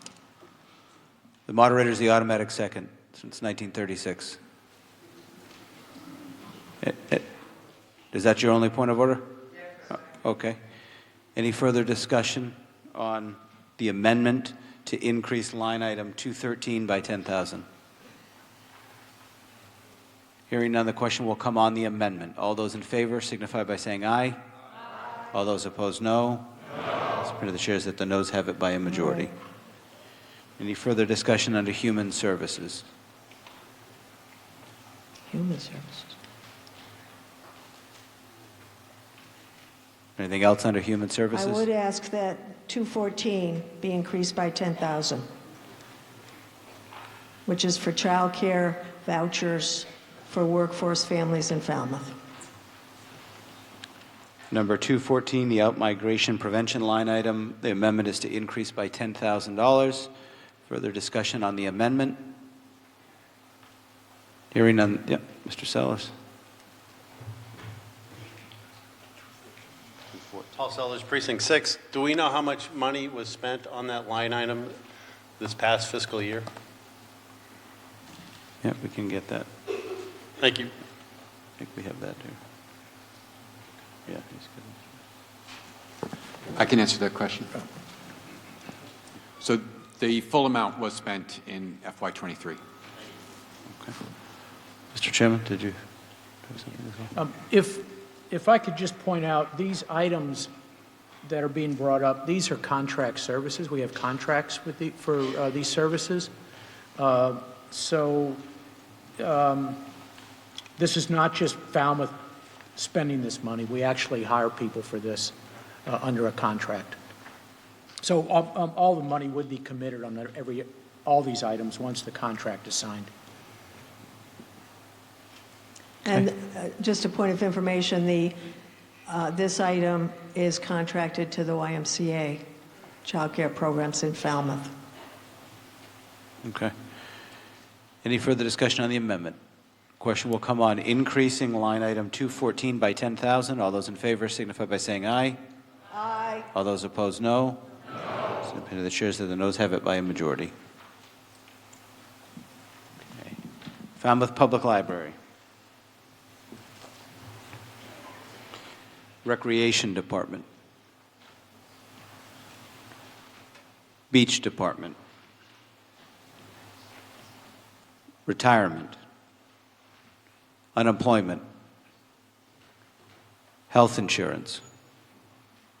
Life insurance. Medicare tax. Other employee benefits.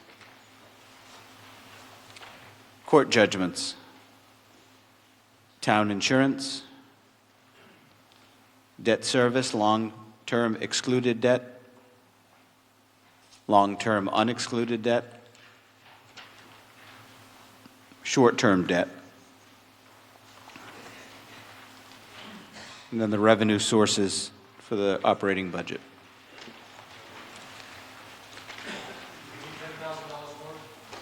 Yep. To raise and appropriate. Under raise and appropriate for 10,000. Yeah, so the adjustment for the amendment that passed for $10,000 will come from raise and appropriate, since we're establishing the annual tax base. So that'll be down there on number 27.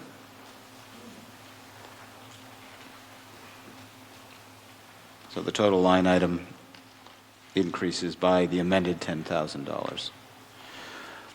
All those in favor of the budget as amended signify by saying aye. Aye. Opposed, no. The ayes have it, unanimous. Article 7.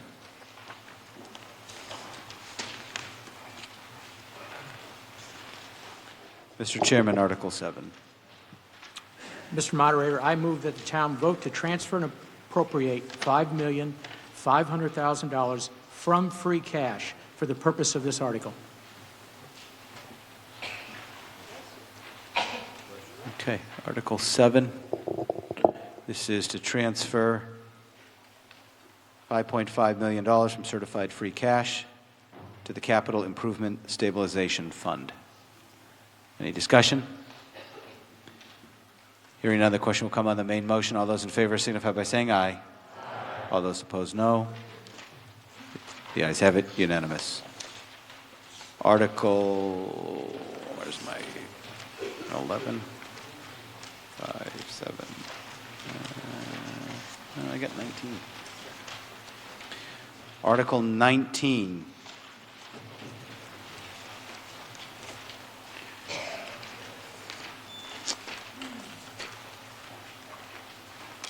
This is capital spending. Mr. Chairman, for the main motion.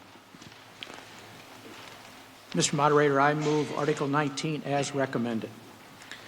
19 as recommended. Was this Mr. Lowell that held it?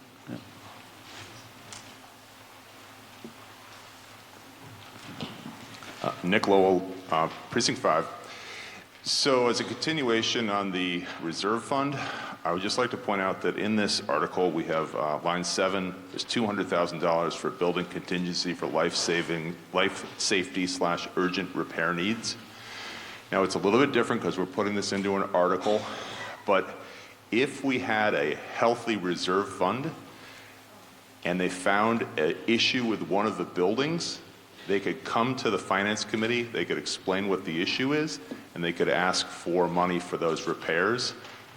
Yes, it would take a few days, but it would give the Finance Committee and it would give, by extension, town meeting and the public a little bit more insight as to what the issues are with some of our buildings.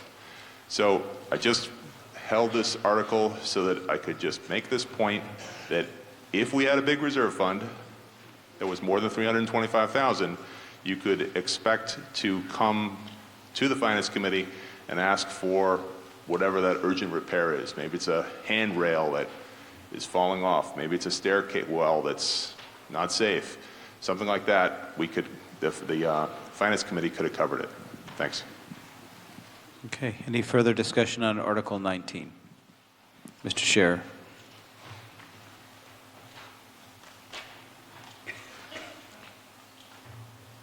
We got a microphone down to my right, please.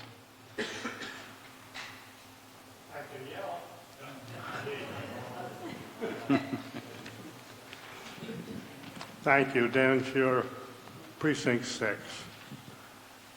The $500,000, I have been told that this is a new system to get our buildings in shape, because for years we haven't taken care of anything. Anything this town owns is not taken care of at all. But I'd like to know how this system's going to work. Is it going to be $500,000 a year, or what are we going to do? Okay, Thank you. Mr. Renshaw. Thank you, Mr. Moderator. So I'll take a bit of exception to the comment that we don't do any preventative maintenance or don't do maintenance We have, my thought after 10 months being your town manager is that we need to do a better job at maintaining the facilities. This $500,000 comprehensive study of our buildings will develop that foundation, that baseline. I've talked a lot about the capital improvement plan and developing a connection between our needs and that 10-year plan. I feel this study would give us the data, the information, top to bottom. It probably won't cover all 80 of our buildings. If you don't know, we have 80 buildings in the town inventory. Staff and I are going to, working with consultants, kind of narrow that list down a bit, but it will cover the major systems: HVAC, the envelope, the roof, the bricks and mortar, those major systems.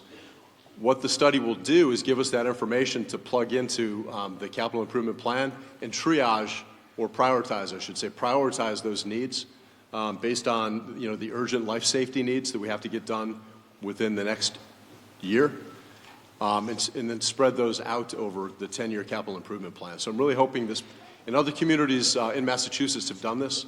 Plymouth, about 3 years ago, conducted a study. There's a link in the warrant booklet that takes you to that study. It's comprehensive. It's about 350 pages. I'm anticipating a similar kind of scope that Plymouth used. And again, we're going to use that information to do a much better job of maintaining, scheduling preventative maintenance on the buildings, but we need that foundation, that baseline established, and I think this study would do that. Mr. Scheer.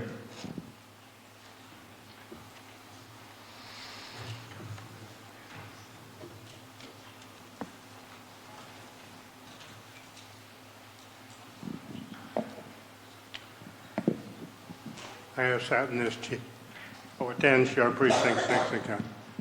I've sat in this chair for 32 years at town meetings. We do studies over and over again and never hear back what they are, or what the final thing is, or if it's going to happen or not, or where it's going to happen. And I just would like to say, I hope we follow through. I hope we bring it to the attention of the whole town what we're doing and what the problems are, and this report, and not just spend the money looking at it, and we did this, so it's done, which is what happens on most of our surveys. Thank you very much. Mr. Renshaw. So thank you, Mr. Scheer. What I neglected to say in my first response was that this is not going to be repeated year after year after year. This will give us that baseline, so I wanted to get that out. It's not an annual study, obviously. What we plan on doing is posting the results, posting the study on the town website. I think more importantly than that, the assistant town manager and I are working with the department heads to develop some measures for each of the departments. DPW department and facilities division within DPW. I'm hoping that some of their measures, their metrics that are going to be looked at on a monthly basis and then a quarterly basis every 3 months are going to be plugged into our performance measurement platform. The assistant town manager and I are working on developing and rolling that platform out. Every 3 months, it's my goal to run through each of the departments. Each department is going to have 4 or 5 of these key performance indicators, these measures that are important. And I'm thinking that DPW facilities is going to have several metrics or measures associated with building maintenance and preventative maintenance and how we're doing to achieve that. And again, this data, this information is going to help us build that out initially and then keep that moving forward so that we're reporting on an every 3 month, every quarter basis to the select board. And the results of all that will be posted on the website so everybody can see it and kind of track our progress and hold us accountable for doing those things. Okay. Dr. Schneider.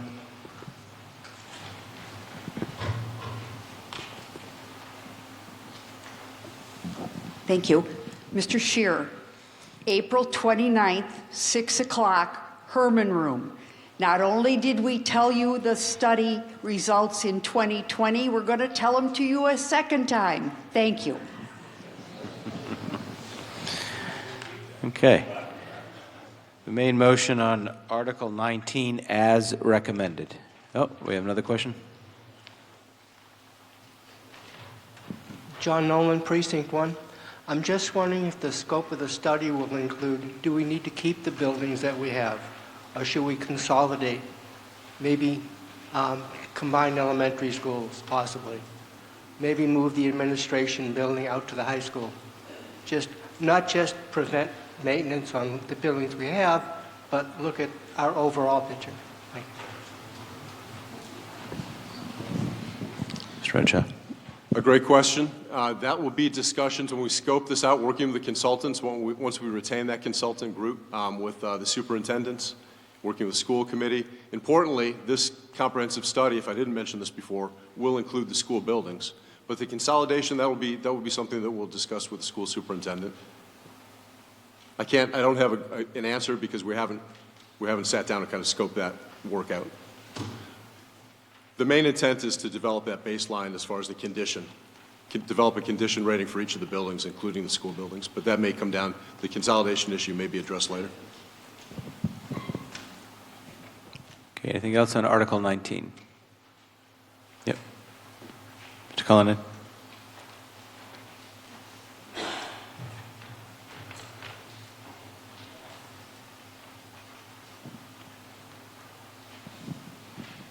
Jason Cullinan, Precinct 6. I know it was mentioned before during Precinct 6 meeting, but there's been a study as well in Plymouth that you're using as an example in the warrant. How many pages roughly was that? Yeah, so we're not going to print that out. That's one of the reasons it's is a PDF on the website, and it's very thorough. Is that correct? That is correct. It is a very thorough report, full of photographs, kind of, again, documenting the conditions as a specific point in time. All right. That's all I had. Okay, the main motion. We got another one?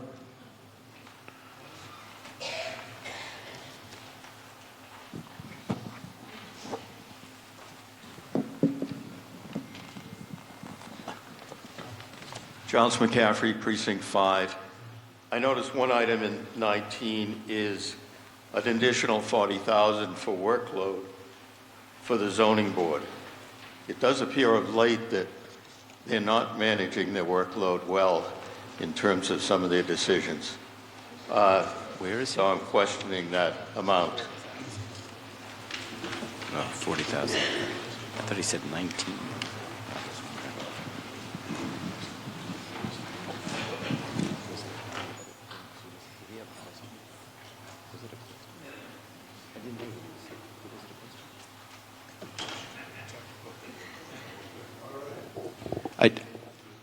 I got distracted. Did you have a specific question that I...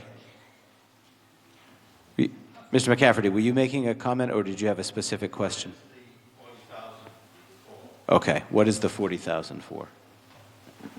Thank you, Mr. Moderator. Peter Johnson, Staub, Assistant Town Manager. So the $40,000 is for additional temporary staff support for the Zoning Board Administration Office. And the reason for it is because of the number and complexity of permits that are coming in this year. I think there are close to a half a dozen 40B permits alone that a combination of have been filed or anticipated to be filed this year. So that's what that dollar amount is for. Okay, anything else on Article 19? Here, another question will come on the main motion as recommended. All those in favor signify by saying aye. Aye. All those opposed, no. The ayes have it, unanimous. Article 21, Mr. Chairman, for the main motion. Mr. Moderator, I move Article 21 as recommended. As recommended, this is for the North Falmouth Elementary School roof. Mr. Rowitz.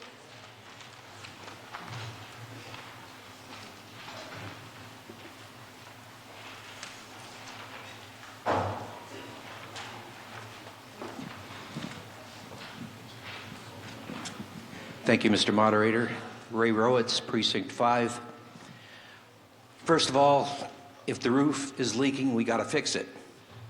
But it's been determined in the explanation that the roof does not have sufficient structural support to accommodate the installation of solar array. Yet the project scope includes architectural, engineering, and HVAC evaluation of cost of future additional air conditioning and possible addition of solar energy panels. The problem I have with this is we're going to find out either it can use a solar array afterwards or HVAC, yet we've already done the $5 million worth of work. And what I'd like to know is, in the evaluation, is it possible in this project to include solar array or HVAC at the time? Thank you. Hi, again, I'm Paul Dart, Director of Finance for the school system. It would, the structural cost of replacing the beams inside the school would be over $3 million in order to have the roof capable of holding solar panels. So the decision was made not to pursue that. It would be an extra $3 million on top of the $4.9 million. Mr. Rowitz. Sorry, when we originally wrote the article and the study was being initiated, we were hoping there was a possibility that solar panels could be placed on it. But it turns out that, as I mentioned, the cost was just too high. Mr. Rowitz.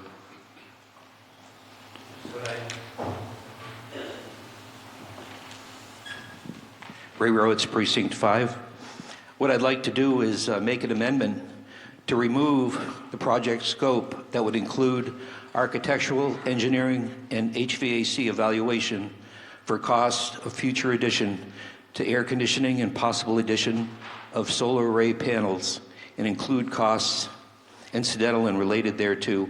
Remove that part, as it doesn't make sense. It doesn't make sense to evaluate the cost of doing those things if we just put on a $5 million roof. Mr. Moderator? Mr. Johnson, sir. If I may, so the only piece, and Mr. Dart can correct me if I'm mistaken, but the only piece that is in the recommendation that is not going to go forward is solar. Everything else is happening. So I think if you wanted to remove the words solar and possible addition of solar energy panels, that would be the only phrase that we would want to remove. The remainder of the scope is planned to be completed. Mr. Rowitz, would that be a friendly amendment here to just get rid of possible addition of solar energy panels? It would. If is it possible to do the HVAC after the roof has been changed? Yes, it is. Okay, I'm okay with that, Mr. Moderator.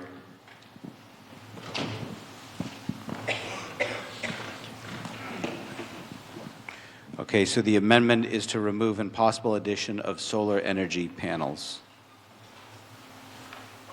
Any discussion on the amendment?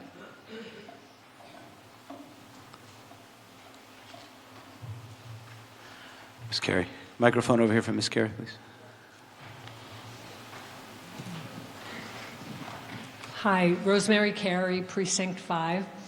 I would just remind this group that in 2020 we adopted a climate emergency, which basically said that as a town we'd make decisions with future climate implications in mind in all our decisions.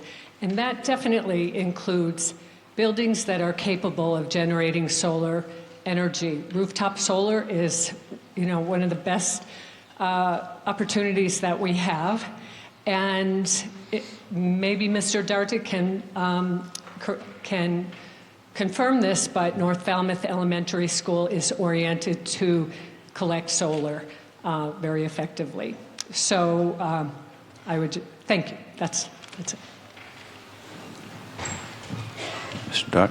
Yes, we are looking at other alternatives for. Can we get that mic just a little higher? I'm having actually trouble hearing you. Sorry about that. We are looking at other alternatives to rooftop solar panels, for example, solar canopies for the parking lot at the North Falmouth School. That would be as an alternative. As I mentioned, to try to put solar panels on the rooftop at North Falmouth would be very expensive. It also would incur shutting the school down for a long, extended period of time to essentially rebuild the support beams inside the school. So it's just not a feasible way of doing it. But again, parking lot canopies are an alternative to that. That could be very effective. Okay. Yep. With the microphone, please. Loud enough.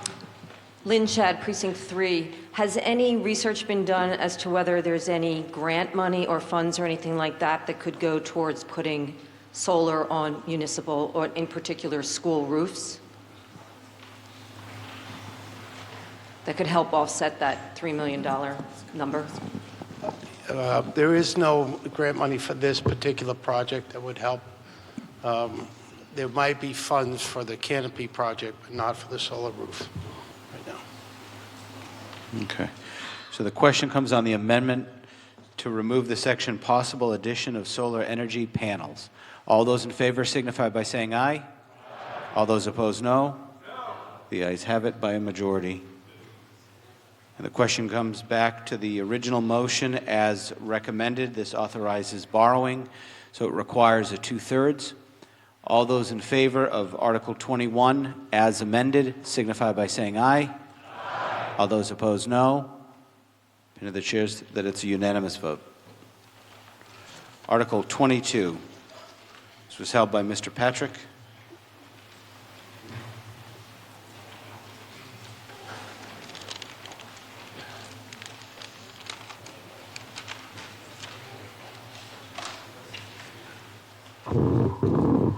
Thank you, Mr. Moderator. I move the article as printed from certified free cash under the authority of the Board of Selectmen, or the Select Board.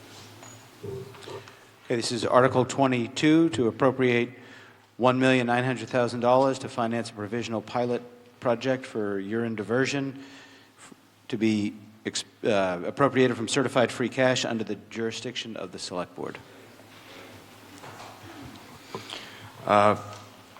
Good evening, everybody. Matt Patrick, Precinct 7 here. I was a member of the first Water Quality Management Committee and the originator of the concept of using urine diverting toilets and composting toilets, collectively referred to as eco-toilets, for alternatives to tremendously expensive, energy-intensive, global warming contributing sewering.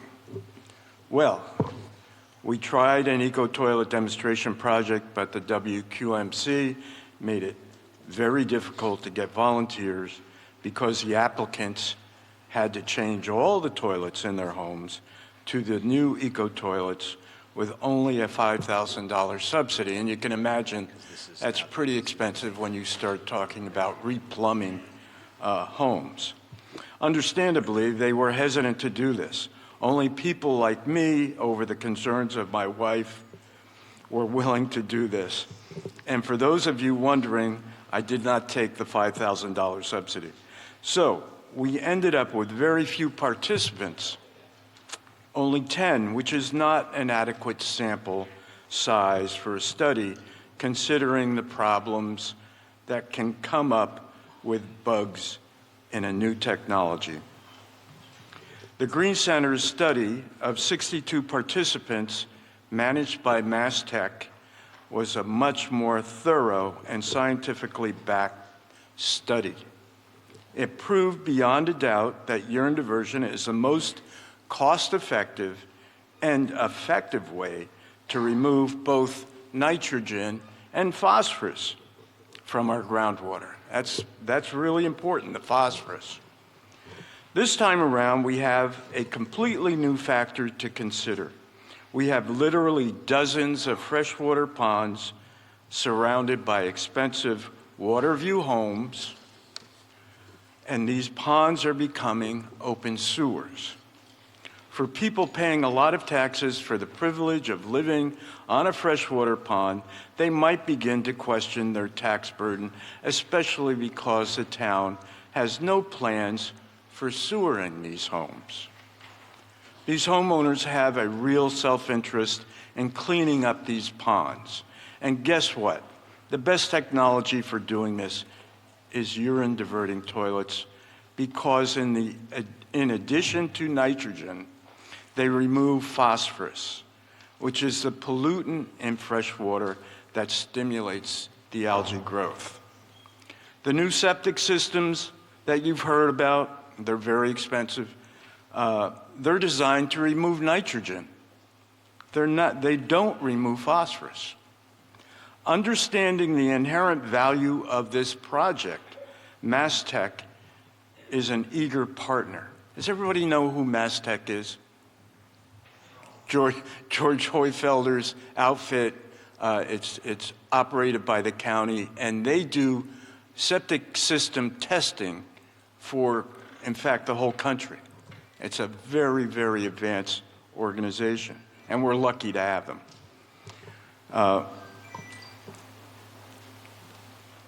Anyway, they're an eager partner. In addition, the Mass Department of Environmental Protection has given Falmouth the provisional status for this project already.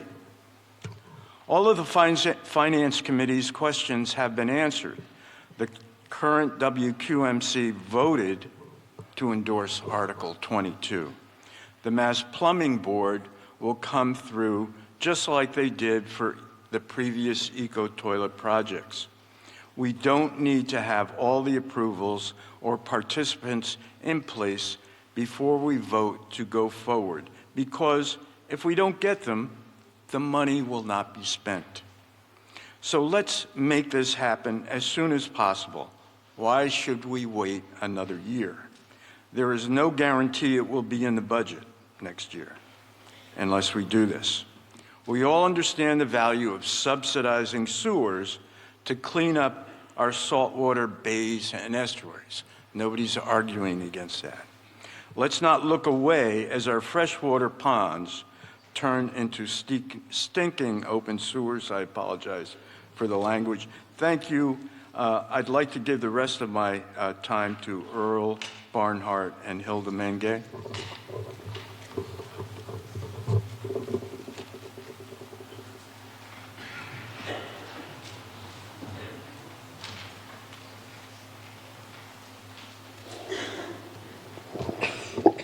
Thank you, Mr. Moderator.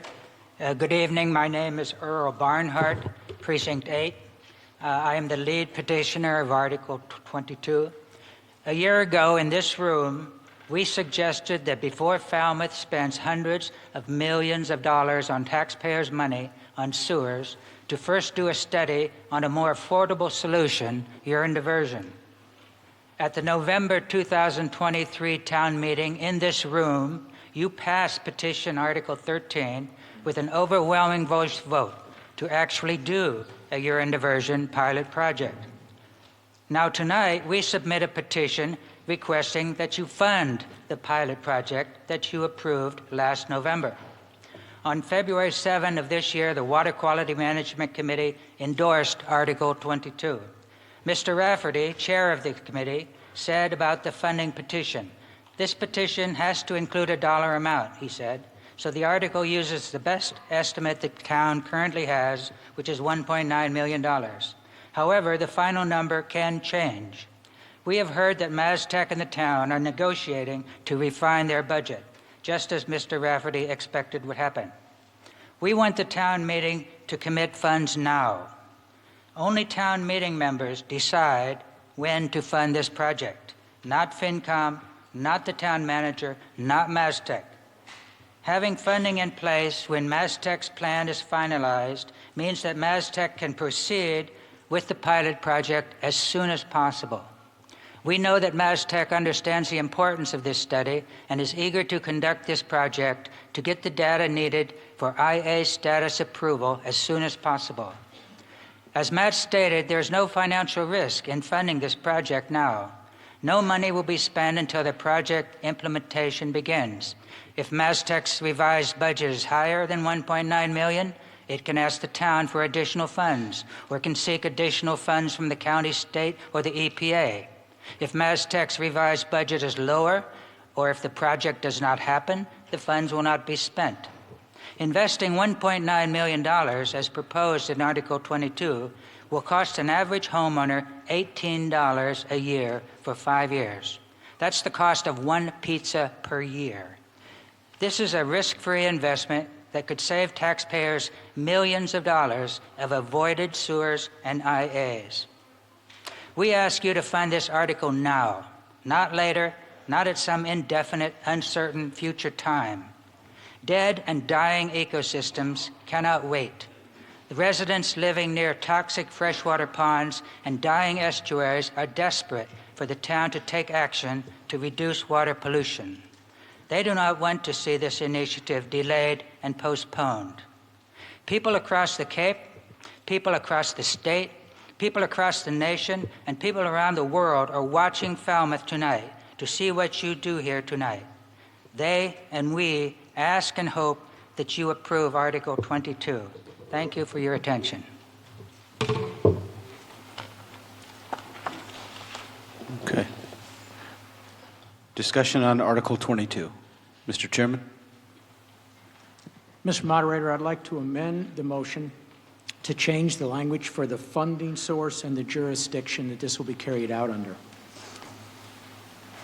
Okay. Okay? You call it. You have a slide?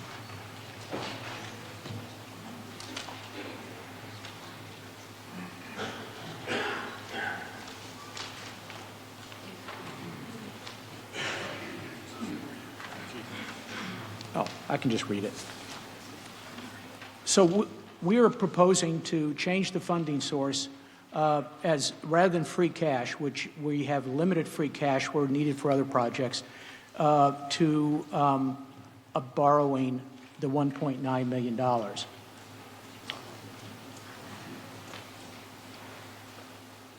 So the amendment will read the whole thing. David? Do we have it as a slide? Next slide. Yeah, let's show the next slide. Okay, this is the amendment here. So it's to take the amount and authorize under statute the borrowing of that amount rather than coming from certified free cash. I don't think we need to read that whole thing, but that's what the language does. Instead of coming from certified free cash, it would be authorizing the borrowing for the 1.9. And we also propose changing the jurisdiction from the select board to under the town manager. Okay, and the town manager.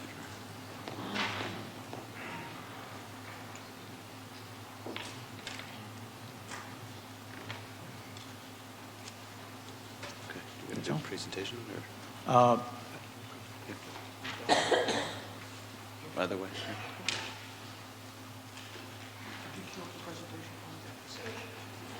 What's that? Yeah, so that is subject to borrowing and a debt exclusion. Is it? The borrowing would be subject to a debt exemption ballot measure as well. Yeah, debt exclusion. Yeah.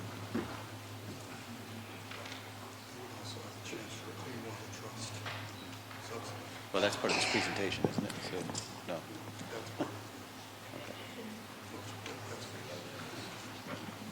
Should be part of the presentation. It's not part of the motion.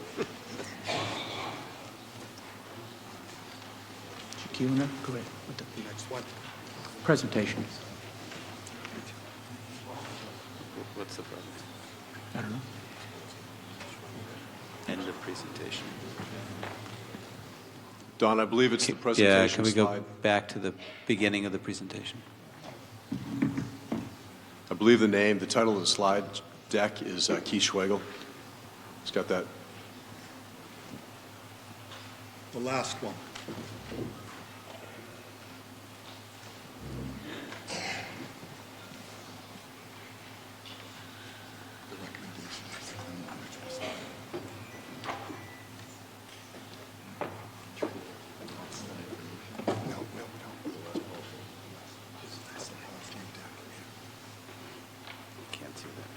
There it is. Okay. Wanted to take just a minute or a few minutes to explain why the Finance Committee recommended indefinite postponement on this article and how we deliberated on this. First of all, please notice that we did not take issue with the efficacy of urine diversion as an approved IA system. We didn't even consider that. We didn't look at or consider the experimental protocols that would be used to make this determination. We're the Finance Committee, we're not the Science Committee. And so we stuck entirely to the proposal and the funding and the design of the testing program. So just to kind of bring you up to date, because this is very confusing and it has gone through a lot of different iterations. This all started in August of 23, as the petitioners pointed out, and the Water Quality Management Committee asked for a proposal to do this study. As was pointed out, Massachusetts Alternative Septic Systems Test Center is a Barnstable County sub-office of their Department of Health. And they do this kind of testing. They're located at the reservation, Otis. So they got this proposal for $799,636 for 50 participants. That was given to the Water Quality Management Committee. And quite frankly, this is kind of where everything went wrong. And you'll see as I go through this why that was probably not the way to approach this. So in September, the DEP talked with the Water Quality Management Committee, and they were all excited about this study. And they says, look, this study's going to take a long time. There's a provisional program we have. It'll take 4 years. And so everybody was all, great, let's move ahead. So then the Water Quality Management Committee went back and says, we want another proposal because we want 75 participants. There was a good reason for that. Just in case the 50, which is the required minimum number by DEP, just in case some dropped out, we would increase it to 75. And the reason that the 50, the 75, the biggest part of the proposal is giving each one of these people $10,000, a subsidy. So when they found that they were going to do this provisional, one of the petitioners came, or maybe all the petitioners, I'm not sure, came and wanted to get some money to do an outreach and education portion to this. And that's the $80,000 that you see there. Next slide. So then, in their infinite wisdom, the select board gives them the $80,000 out of ARPA money. And the only thing that really fell down on that, they gave the what and the why the money was to be given. They didn't say who would spend the money or how it would be spent. So then one of the petitioners, I think, came up with, I say one I think, I don't know if it was all of them or just one of them. There's several petitioners here. They came up with a one-page plan to spend this $80,000, and it was $79,745. It was primarily an educational kind of portion on UD, a reach out, and an initiative to identify the 75 participants. So at this time it got very confusing because there was Article 13, as the petitioner pointed out, that they were asking for your support for this article to do this UD pilot project. The petitioner reached out to me at the time, this was probably August or so, and asked, look, what does the Finance Committee look at when they look at these projects? And I told him, and he goes, oh my gosh, this is not ready to go, so I'm not going to ask for any money, I'm just going to ask for town meeting support. And this is what it said. This is from November 13th, 2023, Article 13. The petition article seeks a non-binding town meeting vote to advise the Select Board to do this pilot project. However, it was pointed out, and you'll probably all remember this, There are many questions and challenges that will need to be addressed to determine whether urine diversion is a viable option. DEP approval, state plumbing code, commercial farm acceptance of urine as a fertilizer source, homeowner willingness to install the plumbing are the many questions that still need to be answered.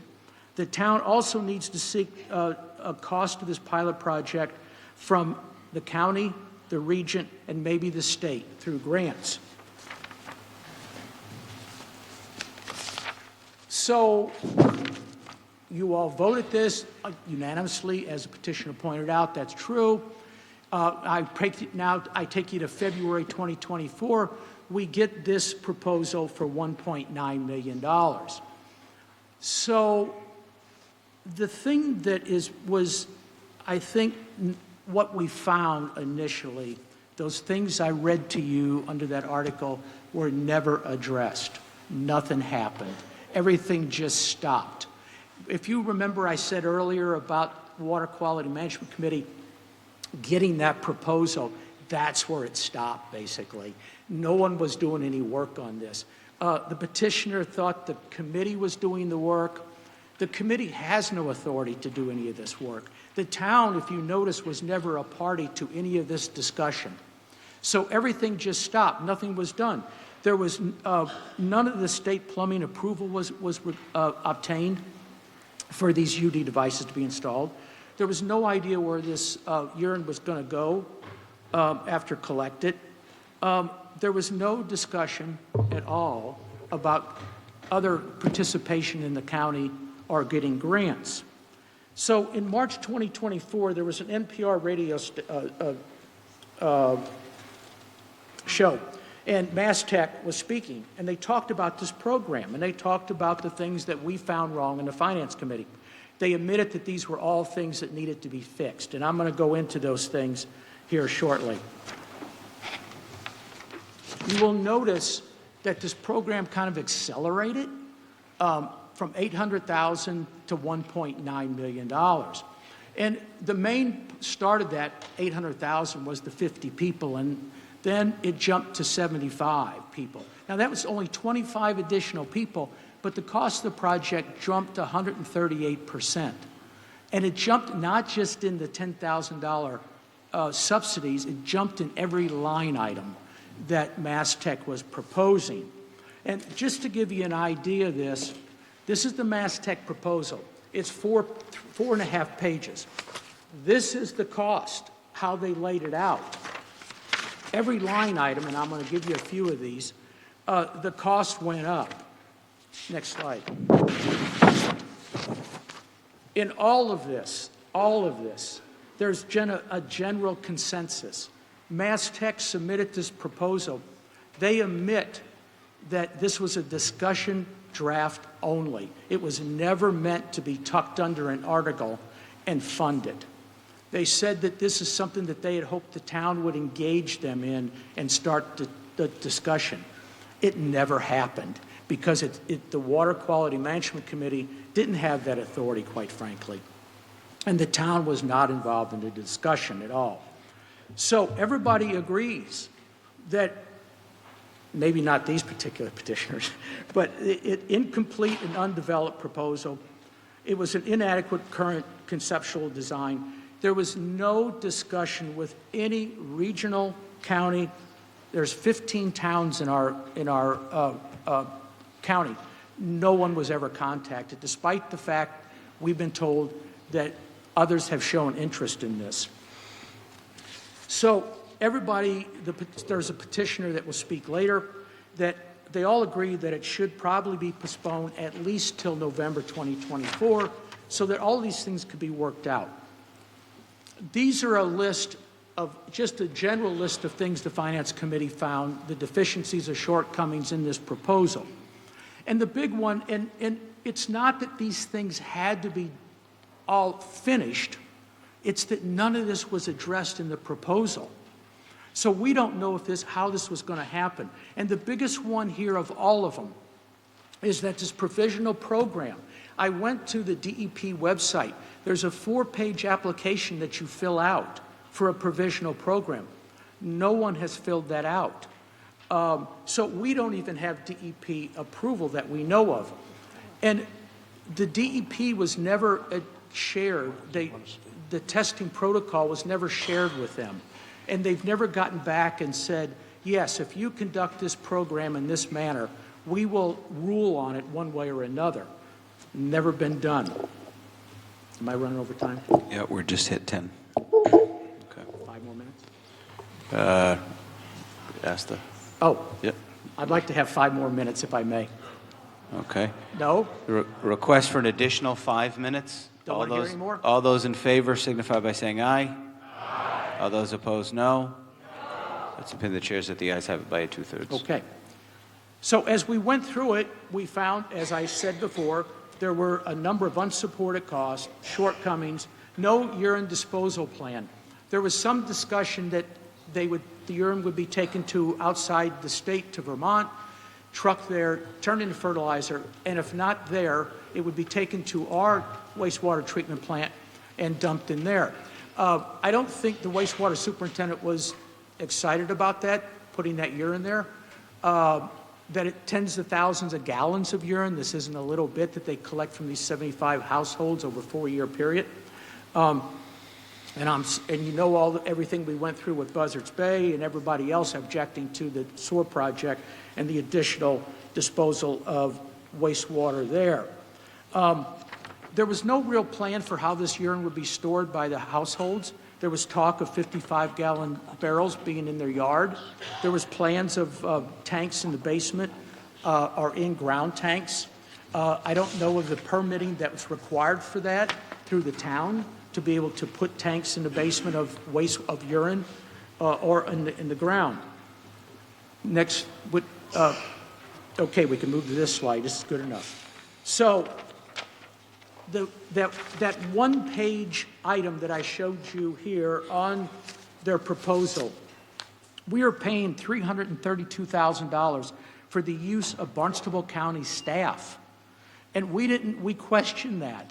We pay $500,000 in county taxes, as does the other 14 towns in this county.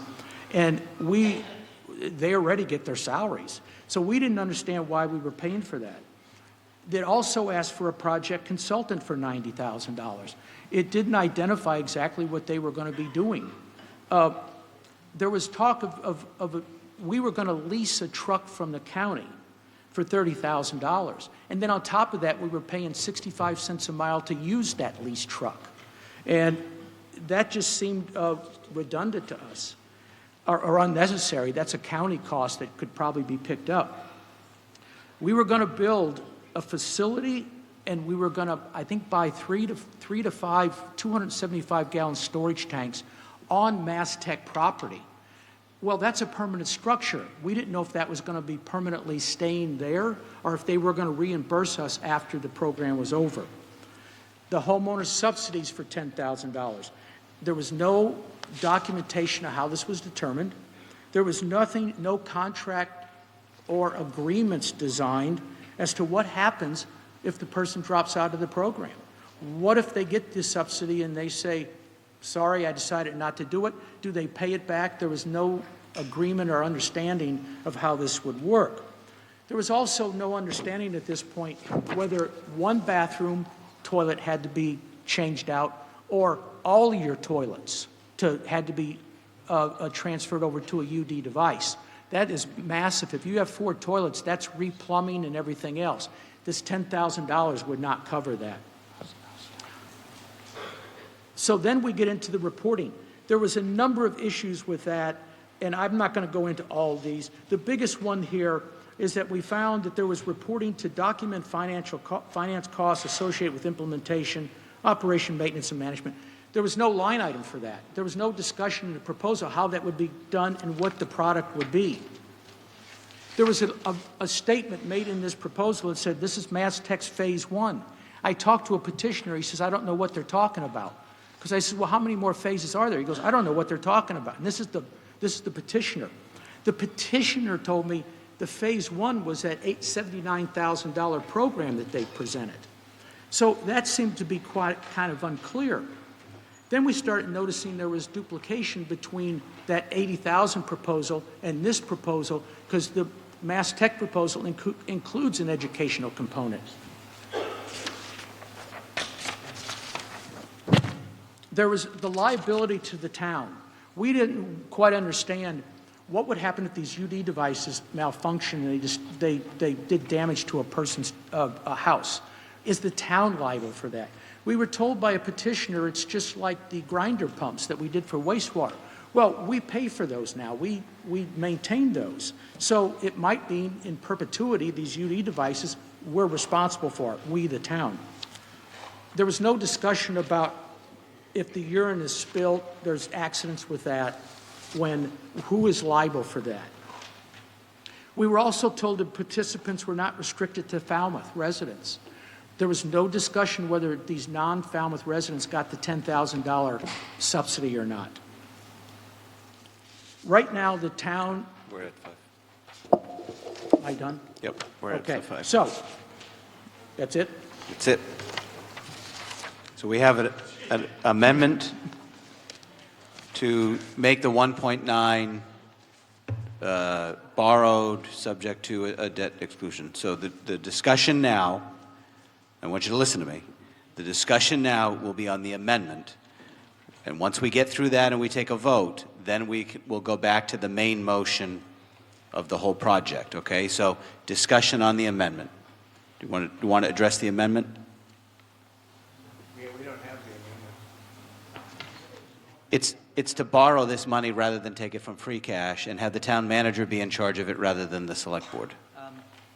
If you carefully read the article as printed, it gives the town the authority to decide how the money is to be raised.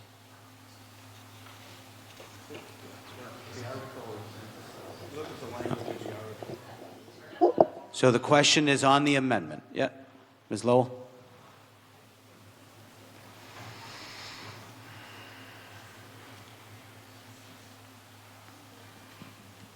Vicki Lowell, Precinct 1. With that negative presentation we've just had, why are we recommending that we borrow or spend it at all? I don't understand that. I think... I know borrowing yeah. would be... The general reason is if you're going to do this, don't take $1.9 million out of free cash. Yeah, well, it seems like they might have just stuck with indefinite postponement because it's yeah, but I don't allow that. I don't allow indefinite postponement as a motion yeah. unless there's no positive motion. Okay, yeah, I understand. Well, it just seems a little bit weird to me. Thank you. On the amendment. Yep. And then we'll come over there. Thank you. Peter Hargraves, Precinct 9. I just want to clarify for the discussion here. Did I hear somebody up there in the finance arena say that we don't have 1.9 million available in free cash?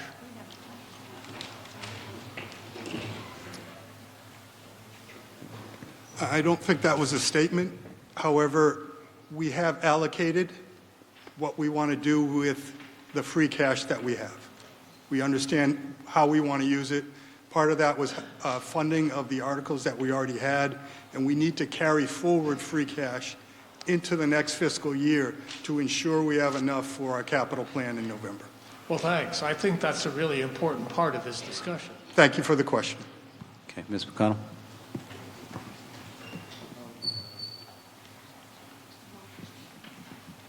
Maureen O'Connell, Precinct 4. I'd like to thank the Finance Committee representative for a very wonderful and clear explanation of their rationale for the recommendation of indefinite postponement. And I'd like to call the question on this amendment. All right. Good. Yep. Yeah, and I didn't recognize her, so sit down. Go ahead. I didn't recognize that motion. Thank you, Mr. Moderator. Ron Zweig, Precinct 1. I just would like to refer you to the article, the wording in the article itself concerning financing. And it is, the phrase is, and to determine how the same? That is not the motion that's on the floor. You had Mr. Patrick put a motion on the floor, and you have to say where the money's going to come from. You've been to this training before, Ron, actually twice. Where the money's coming from and who's going to spend it. And I consulted with your town meeting member to make sure that you had a motion in proper form, because you didn't when you walked in the room, and Mr. Patrick and I came up with the proper form. Now, the amendment that the Finance Committee Chairman just put on is to ask to change where the money is going to come from and who the jurisdiction is going to be under. But there will never, as long as I'm moderator, be a motion on the floor at this town meeting unless you tell me how much money, for what, where it comes from. That's the rule. 25 years. Not changing it tonight.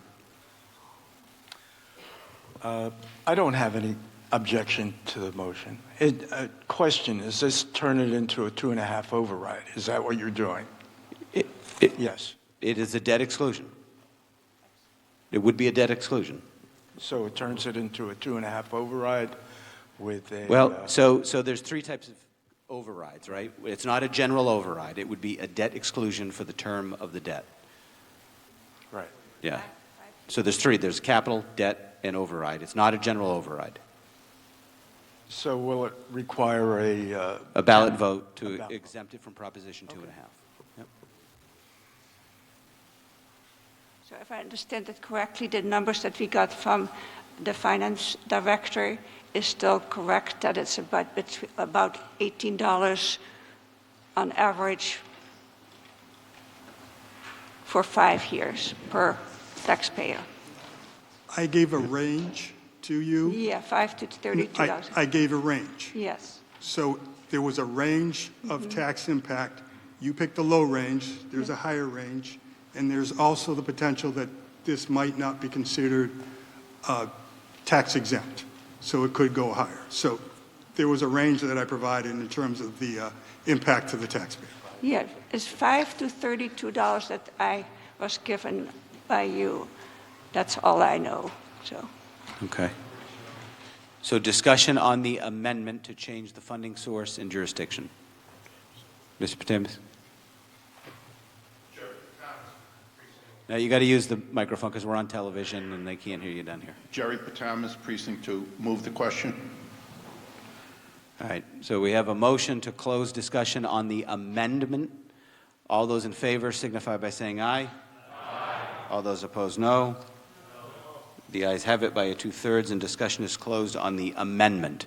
So the question now comes on the amendment as presented by the Finance Committee to borrow this money rather than take it from certified free cash, subject to the override, the exclusion, and to put it under the jurisdiction of the town manager. All those in favor of the amendment signify by saying aye.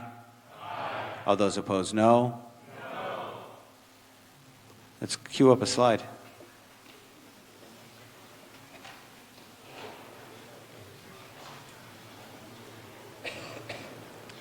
So the question is going to be on the amendment. Once we dispense with this question, we'll go back to discussion of the main motion, either as amended or without the amendment. Okay? So this is just on the amendment as presented by the Finance Committee. All those in favor will press 1A. Yeah. Yeah, it's irrelevant what the slide says. It's just a polling machine. That's why I'm explaining it 3 times. I'll do it a 4th time. The question comes on the amendment as presented by the Finance Committee.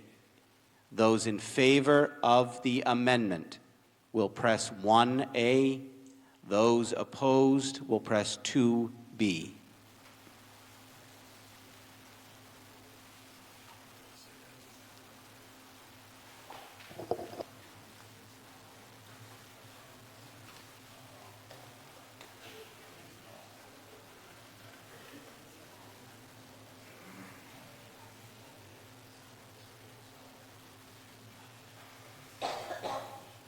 All those in favor of the amendment, 1A. All those opposed, 2B.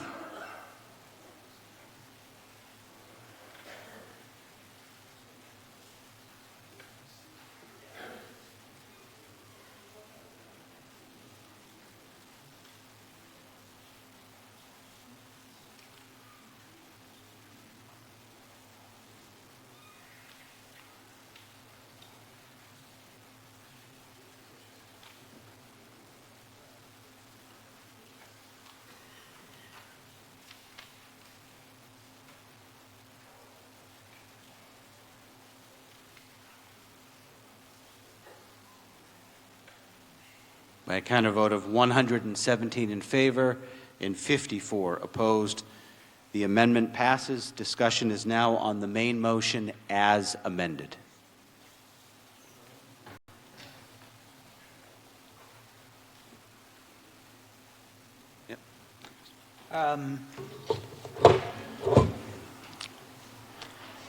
When the FinCom had their meeting to discuss this article, we requested to speak at the meeting.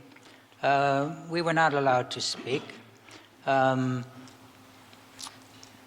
We were told before the meeting there were a series of unanswered questions. We were not given the unanswered questions.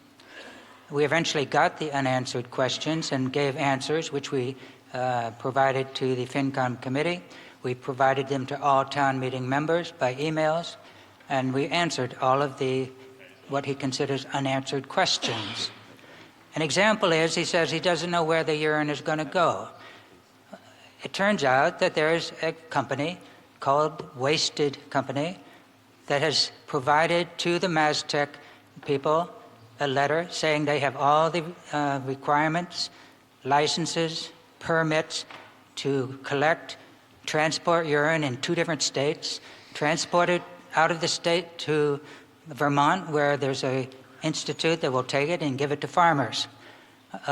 Many of these questions have been answered by us to the committee and to the town meeting members.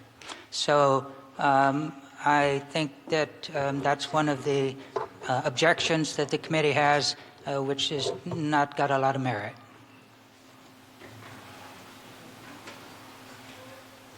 We also have repeatedly asked if anybody still has any more questions after we answered all the questions that they asked us to answer. And we never got a comment. There was no further unanswered questions given to us. We answered them all.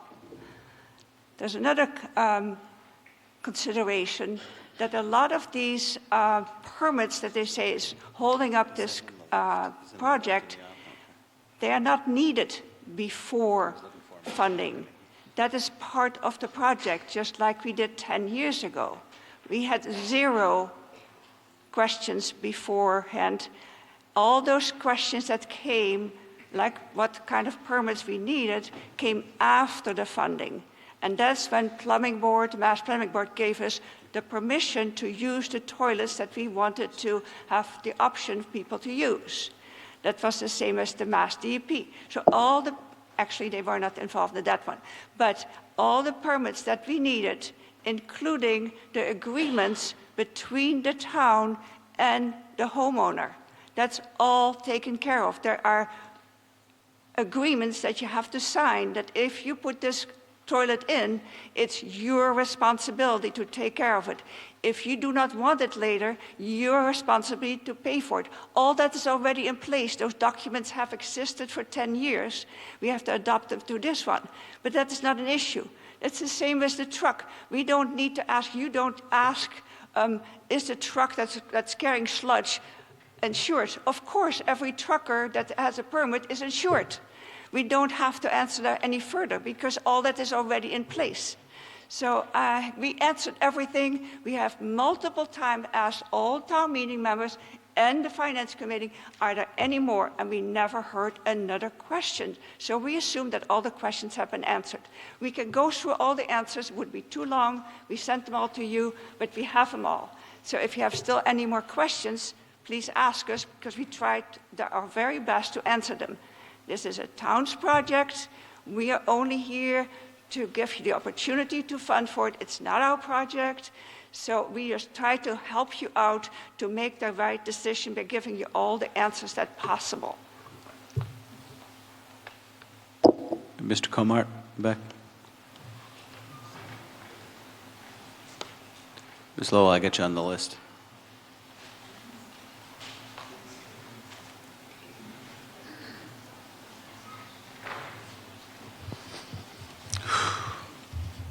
This is pretty crazy. My name is Kim Comart. I'm a resident of Precinct 8. I'm the founder of the Falmouth Pond Coalition, and I'm a petitioner on this article. I strongly support the idea of Falmouth commissioning a study to assess the efficacy of urine diversion, or what I prefer to call eco-sanitation, as a wastewater management tool along with sewers, septics, and aquaculture. Urine entering our groundwater via septics is by far the single leading cause of the degradation of our ponds, estuaries, and bays. I believe we will be making a big mistake if we as a town fail to give eco-sanitation a fair test. We are not going to sewer or septic our way out of the problems we're facing with our waters. Only 11% of Falmouth homes are currently on sewer, and no more than 30% of our properties are slated for sewering in the next 20 years. This comes from our wastewater management superintendent. Sewers are also enormously expensive, and the technology is extremely carbon intensive. New innovative alternative septic systems are also very expensive to install and operate, and are moderately effective and don't treat phosphorus. Many of our water bodies are deteriorating. I ask those who dismiss the idea of eco-sanitation and argue that conducting a study is a waste of time and money, what technology are you proposing that we add to our toolbox? Rather than just criticize eco-sanitation and urine diversion, a technology that's spreading rapidly in Europe and elsewhere because it's effective, inexpensive, and ecologically friendly, let's hear what solutions you're recommending. I signed on as a petitioner to Article 22 based on the assumption that most of the critical questions had been addressed and that the project design was much further along than I thought it was. I have since learned that the MassTech study design is a work in progress, with some important issues needing to be resolved. Their October 23rd proposal and budget was a draft for discussion, which is why they have been asking my fellow petitioners to not present it for funding via Article 22. And it's why MassTech has agreed with the town to present a new proposal for inclusion in the town's capital plan, ideally in November. I'm confident that the outstanding issues will be resolved over the next 4 to 5 months. Before town meeting is asked to approve the study as part of the capital plan, you need to have confidence that it's well designed and the budget has been carefully formulated and reviewed. I actually think that the budget and the proposal is stronger than Mr. Schwagel described, but I acknowledge that there are significant issues to be resolved. Keep in mind that even if Article 22 were to pass tonight, the funds are not going to be released until the town manager has approved a new study design and budget, made arrangements for a town department to oversee the project, and the contract with MassTech is in place. Thus, my fellow petitioners' efforts, even if successful tonight, would not result in the study beginning any sooner than it would if this project is approved at November town meeting. Finally, a few words about MassTech. I'm a big fan, and I feel like their reputation is getting improperly impugned. They are the premier testing center of innovative wastewater technologies in the country. We're very fortunate that they're right here in our backyard. They have agreed to work with Falmouth on this pioneering and critically important project. I encourage all of you to visit their website. Mr. Comart, we're at the 4 minutes. Can I get 1 more minute? You're at the 4 minutes. Can I request 1 more minute? You could cycle back on a 2. Okay, I'm just finishing. Okay, use your 2. Okay. Then you can't come back. Go ahead. Okay. I encourage you to visit their website, subscribe to their newsletter, and tour their facility. You will come away with a new understanding of how wastewater can be managed in an ecologically sensitive manner. I urge you, I can't believe I'm doing this, but I urge you to vote no on this main article. This proposal is not ready.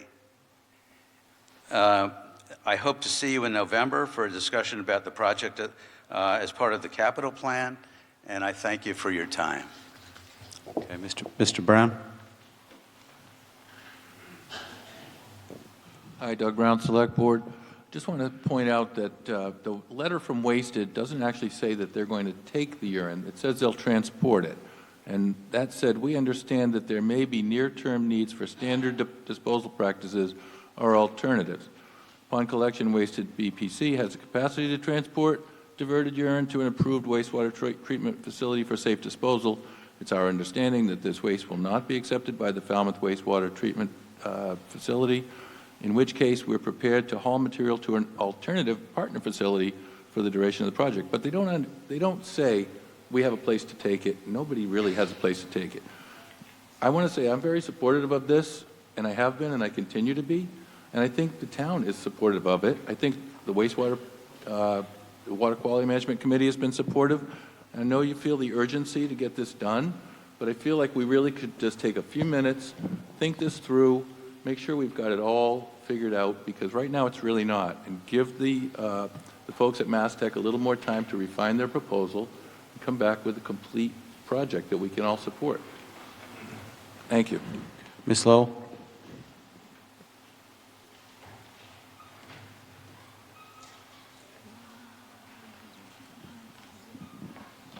Vicki Lowell again, Precinct 1.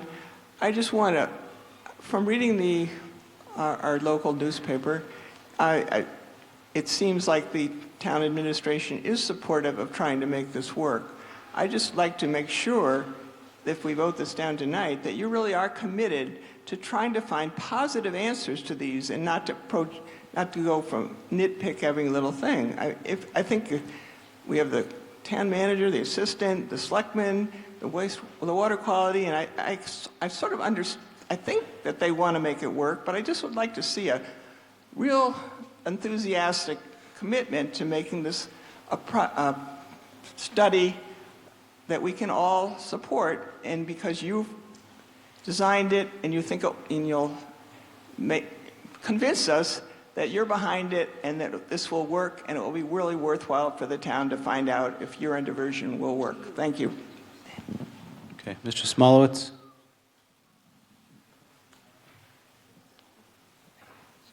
Thank you, Mr. Moderator. Ron Smolowitz, Precinct 8. I have a couple of questions before I make my comment on this. Is there new regulations in place in Falmouth that if you have a failed septic system, you have to put in an IA system instead of a Title V?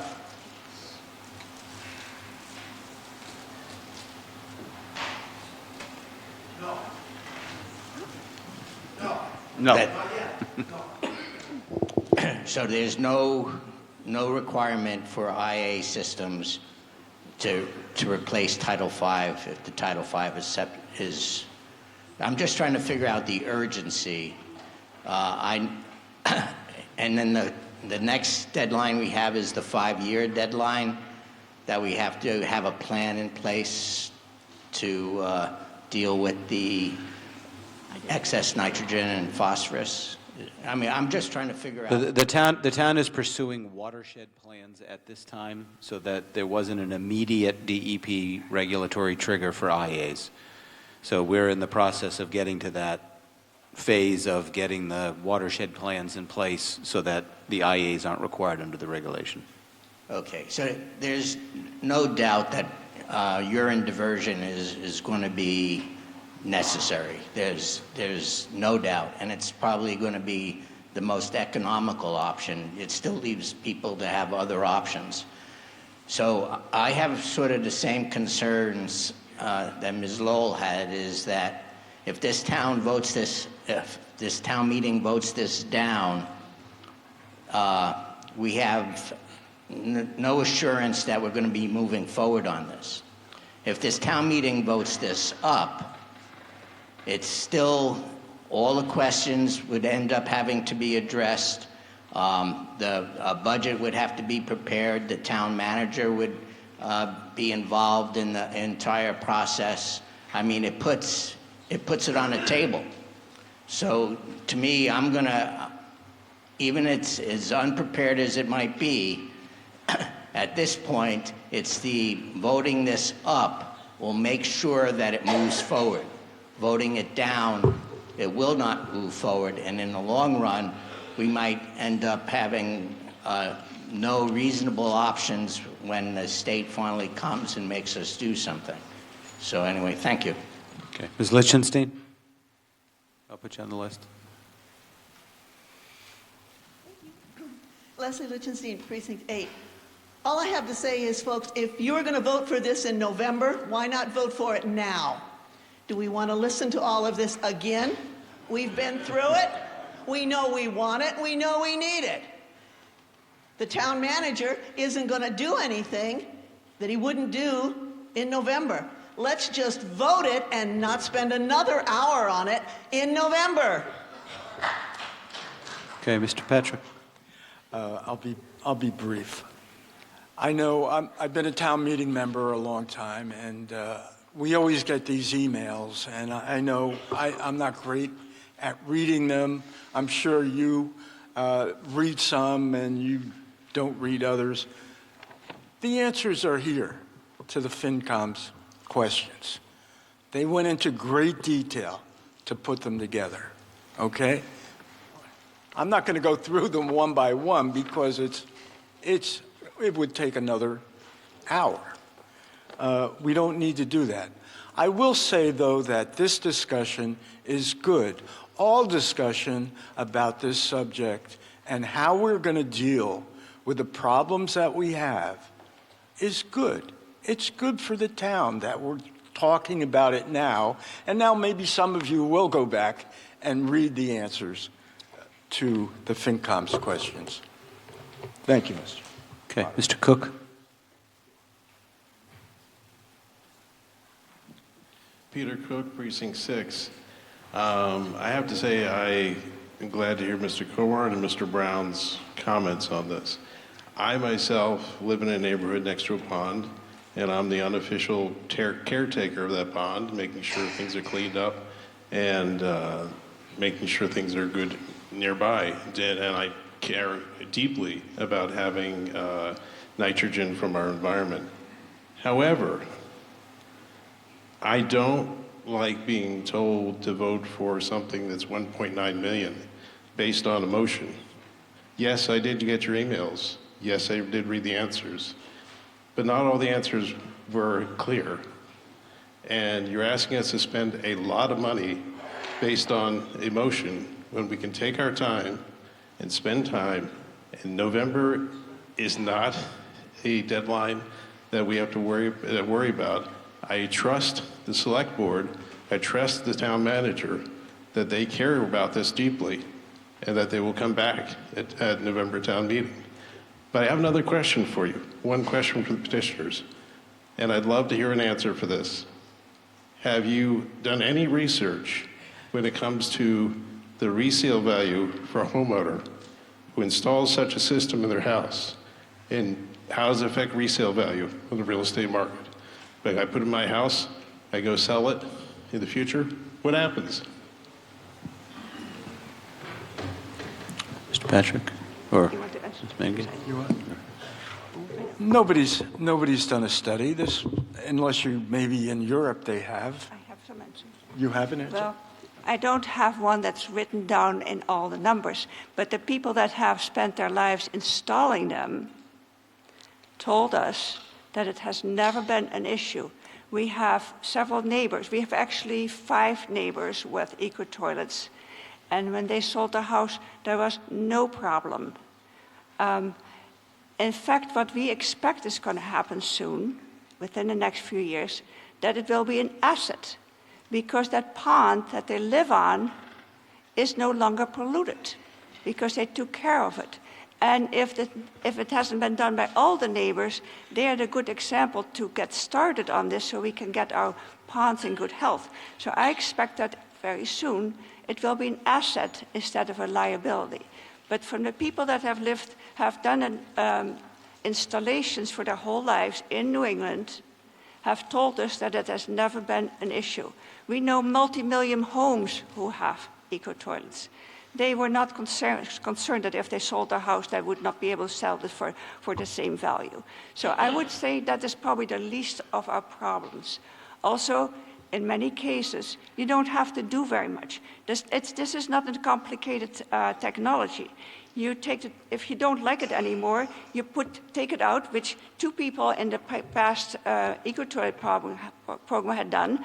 They were willing to install a system that we told them was not good, but they wanted to try it out. They tried it for 2 years, they didn't like it, they paid for it themselves, and the old toilet was put back. So it's not like you're ripping out your whole house, that's a big deal. So if you really don't like it anymore, it's not a big deal to put it back. Okay, Mr. Latimer?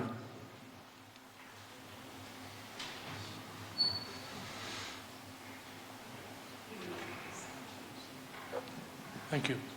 Richard Latimer, Precinct 5. I've been to a few of these town meetings for a long time, and I don't really understand why the Finance Committee has proposed an amendment despite all of its questions that it has, unless it just doesn't want this project to go forward. Why don't they just stick with their indefinite postponement? All the reasons that we heard from the prolonged presentation by Mr. Schwegel, all of those reasons would have been very good arguments for indefinite postponement. Instead of creating an amendment and bringing up an amendment contrary to the indefinite postponement position, that would make it a political issue. Seems to me that this is a matter that we should, let me tell you, they haven't come up with any kind of reasonable alternative as to what to do with urine in this town. Nothing. They just don't want this proposal to go forward, and it's clear. So I came here prepared to vote for the article as written, not for the article as amended that would subject this to the political debate that always comes up under any Proposition 2.5 override. So therefore, even though I am deeply committed to this project, I am going to ask everyone else who is also deeply committed to vote indefinite postponement. Thank you. Did you want us? No, I thought you said that. Yeah. Ms. Carey?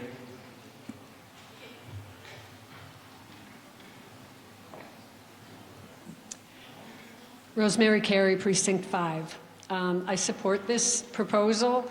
I came tonight to explain that I support it because it's been strongly endorsed by the Mass DEP, who has basically accelerated it, the Mass TC, and the Falmouth Water Quality Committee. Also, my second reason is that Hilda and Earl have managed to educate the public with their very meticulous research and turn public opinion in their favor, in the favor of this, because it makes so much sense. It's economical. It would give an alternative to alternative septic systems, which could be between $50,000 and $100,000, I'm told. And it can save taxpayers money that way.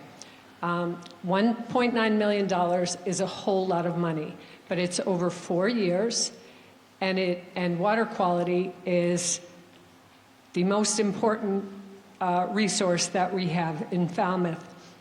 And if the cost to taxpayers is somewhere in the range of $18 or, cost of a pizza or 2 or 3 pizzas, I think we agree improving our water quality and taking action now is worth it. So please vote yes on this tonight. Okay, Mr. Clark?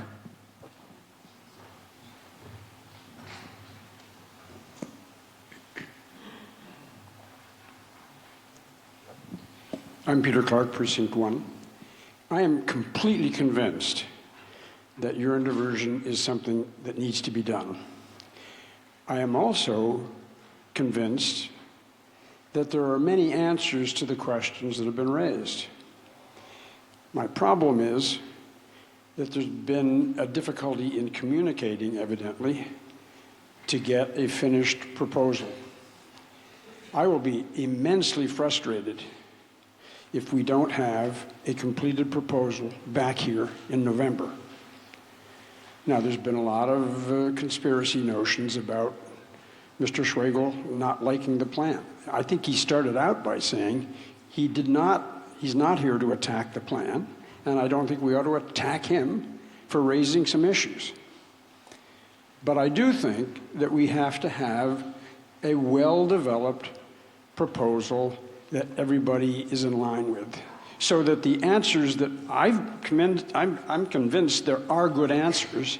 I'm just confused about why they haven't gotten built into a plan yet.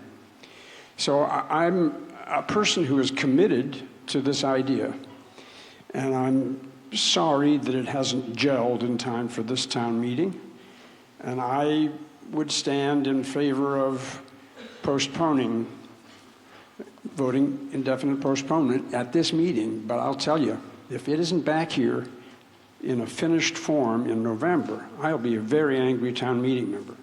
Thank you. Okay, Ms. Whitehead.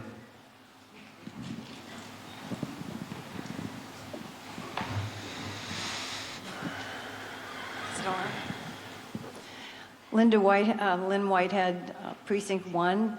I just have a basic question. I've been talking to a lot of retired teachers who have some physical disabilities. And the one question I have had all along, and I did do the tour with Hilda, there are 2 pipes that come down. There's a spigot on the urine one, and apparently you put some very special chips in the other one, the poop thing, what comes down. I still don't know what happens with children with doing all this. But anyway, how does one get the container? Turn the spigot on of the urine pipe. It goes into the container, has a handle. It's big and it's white and it's plastic. You have to take that somewhere to get picked up. So do you carry it out to the corner of the driveway so that it can be picked up if we have a truck? Or do we have to take it somewhere? But not that even getting that far. How many people actually have the muscle, older people specifically, or anyone that has a handicap, to pick that up, because it's heavy, to carry that out of the basement, down the driveway, to the corner of the street? That's just a basic, back to basics. Okay. I think we need to have something like this, urine diversion. I have a nephew in Brattleboro that has had some difficulty with it, but that's beside the point. But I think we have to do something. I also like to know how the outfall pipe is coming along as well. Thank you. So I can definitely answer the question about the urine. It's a regular toilet. You sit on it, you do your business, it goes into a pipe, the urine goes separately, goes in a tank. In most places, the tank is outdoors. A pumper comes once a year, and they pick it up. You don't have to go down and carry anything. Only in the project that we did to check out how well urine in principle would work. It's an hour off. That's what we did for 2 months. But it's a normal toilet that you just sit on and do your thing. You don't have to carry anything. So don't worry about that. And somebody will pump it out just like the oil tank, but the reverse. Instead of putting the oil in the tank, there's somebody with exactly the same hose. They suck it out, put it in their tank, and truck it off. And Wasted, the company that we have engaged for this and asked her to write a proposal, or at least to do the work, they said yes, they will do it for this pilot project. They will take it, they pump it out and bring it away to a treatment facility. Okay, Mr. Rafferty. And I know some people think it's 11 o'clock. It's not. This is an hour off, this clock.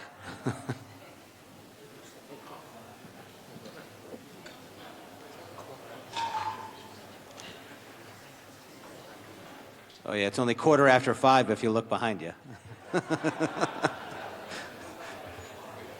Mr. Rafferty. Stephen Rafferty, Precinct 2, and I'm the chairman of the Water Quality Management Committee. You can't hear me from here? I just want to clarify a little bit of something that people are saying or insinuating. The DEP has not said that this is an acceptable project yet. What we have done is we put together from Mass Tech Center early on a document that was transmitted by the town to the DEP's person in charge of the Innovative Alternative Program, who during a phone conversation said that with proper documentation, they would move us from the first step into the second step right away. And so we have at this point sent them information several weeks ago now, saying this is what we would like to do, and how do you feel about this, and does this make sense? Until we really know from the DEP how they feel about what we propose to do, we don't know what we need to do. We can conjecture what we need to do. We've told them what we think we need to do, but we are waiting to hear from them that they think that our approach to getting it approved as an IA is going to be a good path to go down. Now, the Water Quality Management Committee proposed and suggested that we should support this for a number of reasons, but principally, as we make the watershed plans, we will sewer some areas that are dense, and there are other areas where we will be having to figure out how to tell people to put an IA in. And I always have felt, and I think other people on the committee with me agree, that if we can get to the point where urine diversion is an approved, acceptable IA through the state, that will offer homeowners an alternative. I do not stand in front of you and think that we're going to tell everybody on the Acapesca Peninsula that they have to put a urine diversion toilet in. Okay? This is to create another IA option, but we don't yet have the real feedback that we need from the DEP on this whole project. So therefore, I ask you to vote this article down, and knowing that those of us that have been working on it, in the town administration as well, if we get where we need to get to, we'll be back here in November. It might be $1 million, might be $1.4 million, might be 2.4. But right now, we don't really know what the DEP is going to require to get to their approval. Thank you. Okay, the question's going to come on the main motion as amended. We're going to queue up a slide. This requires a 2/3 vote, so we're just going to start with the slide. When we're done with this vote, in the hall we have coffee and cookies and all, but I am inclined to go on to the next article, and if folks need to run to the restroom or grab your coffee, come back in. Can they drink coffee in here, or is that not a no? They can. Okay. I got permission that we can drink coffee in here. So I'd like to try to do that so that we can see if we can wrap this warrant up tonight. So the question will come on the main motion as amended. All those in favor signify by pressing 1A. All those opposed, 2B.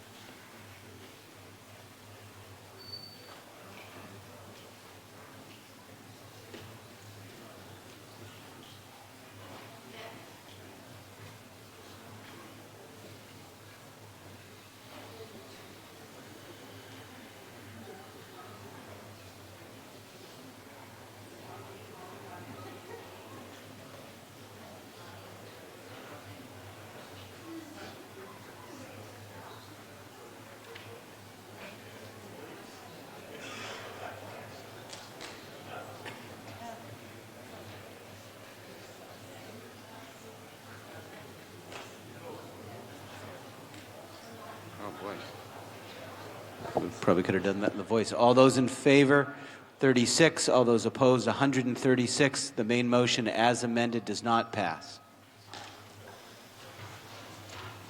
I have one comment to make. I would like to thank everybody for an honest, civil conversation about it. Thank you very much.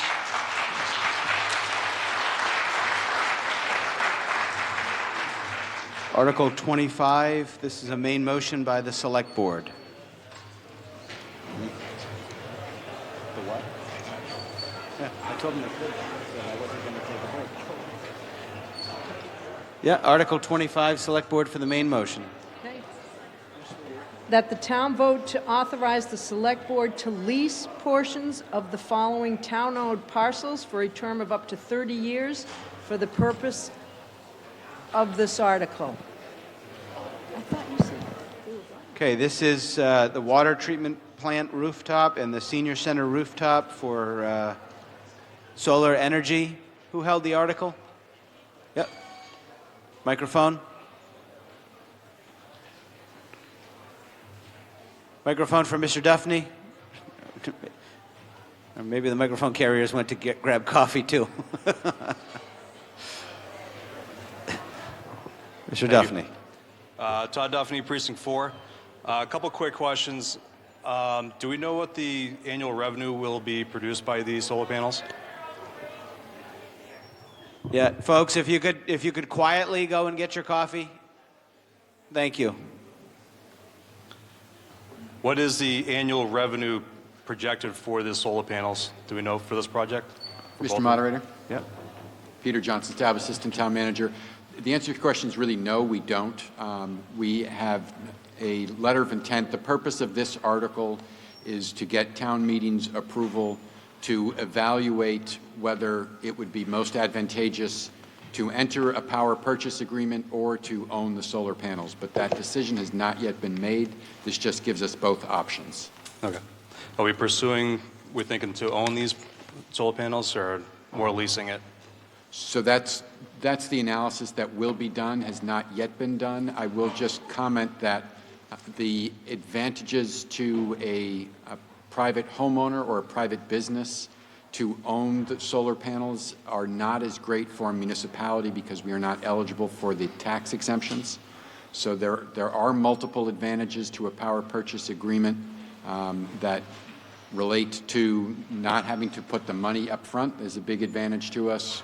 Not having to be concerned with the maintenance and management and the repair and the monitoring and the decommissioning at the end of the useful life of the solar panels. But again, we are seeking town meeting authority to enter a power purchase agreement if, after a full analysis is done, that proves to be the most beneficial option.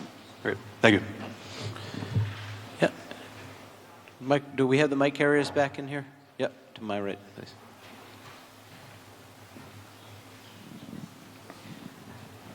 Kate Jewett, Precinct 5. I just have a quick question. You know, with technology moving forward so quickly, we're looking at a 30-year contract with these people. Are we able to get out of the contract if need be with new technology? Just a thought. Yeah, so we're going to, if we vote this, we will authorize the select board to go up to 30 years. And then their negotiations can put them up to 30, less than 30, or they can put the clause in there to be able to get out at some point. So this is an authorization up to 30 years.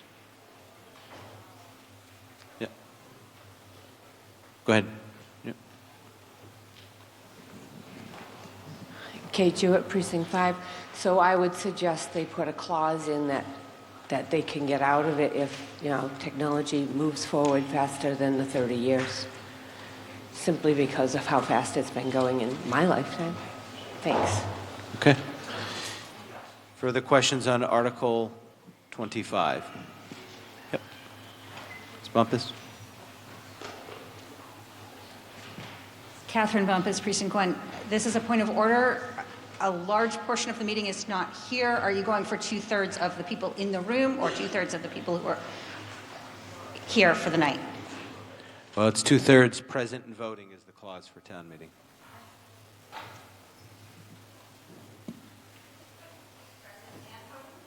Present and voting. So if you don't vote and you're present, it doesn't count either. Yep. Further discussion on Article 25. Hearing none, the question will come on the main motion as recommended. All those in favor signify by saying aye. Aye. All those opposed, no. It shows that the ayes have it by the 2/3, and I so declare. Article 29, I think it is. Yep, Article 29. This is a Community Preservation Committee article.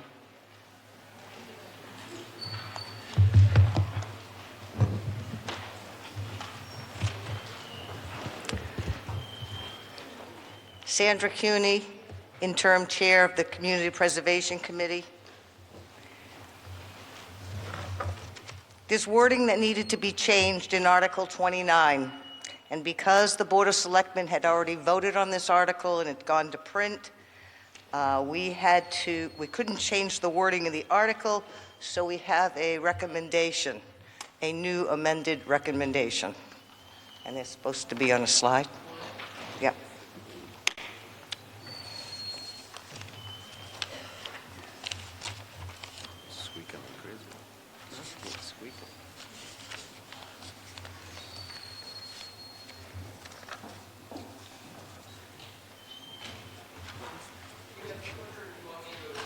Oh, yeah, go ahead.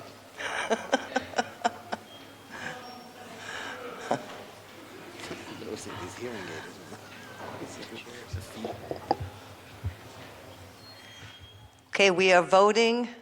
I'd like to move Article 29 with the amended recommendation that the town vote to appropriate a sum of $3 million, of which $2 million is from fiscal year 2025 Community Preservation Fund estimated revenues, and $1 million is from the undesignated fund balance to purchase 2 conservation restrictions on all or a portion of land shown as lots 1 and 2 on Exhibit A, North Falmouth Woodlands Land Protection Project in Falmouth, located at 49 Benjamin Nyes Lane, parcel ID number 0502022004, and 0 Quaker Road, parcel ID number 0501085002, known as the Augusta property and/or North Falmouth Woodlands.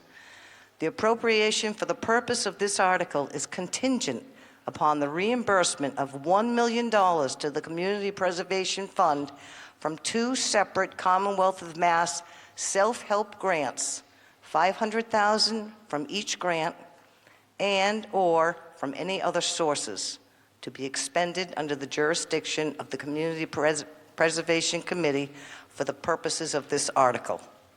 So what you saw in red is the change. So it is as recommended with that changed language in red, which references a parcel map that we're going to show you. And it is all or a portion of land rather than for the land. That's the substantive There were part a of the couple change. other changes, which is why I read it. So can we have the map, please? There you go. Okay. Due to this land being located within priority habitat, development of the 7.5-acre parcel for affordable housing requires review under the Massachusetts Endangered Species Act, known as MESA. The MESA regulations require land to be set aside for mitigation in the amount of 10 acres, and this land cannot be purchased using state funding or CP funds.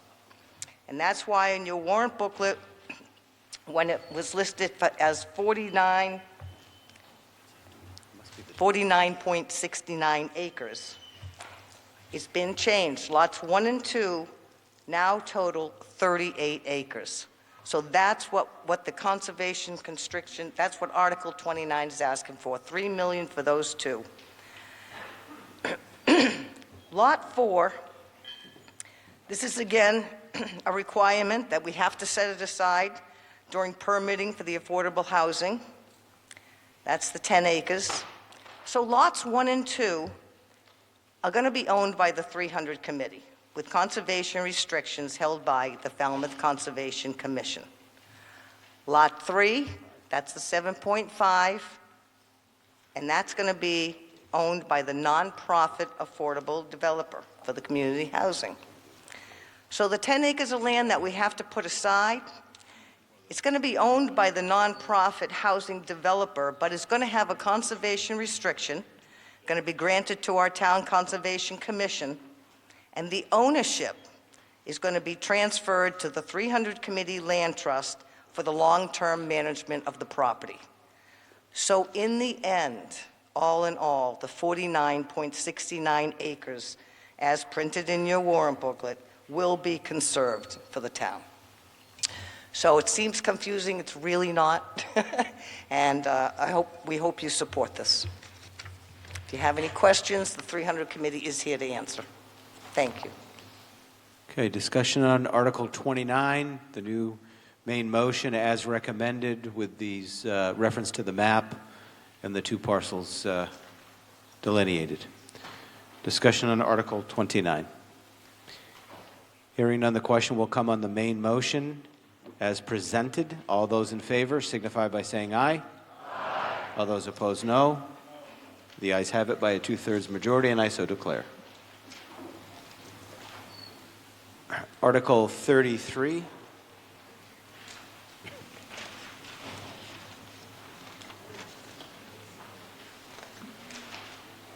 This is the Select Board for the main motion. Yes, Mr. Moderator, I recommend that the town vote to authorize the Select Board to petition the General Court for a special act to impose a real estate transfer fee as follows.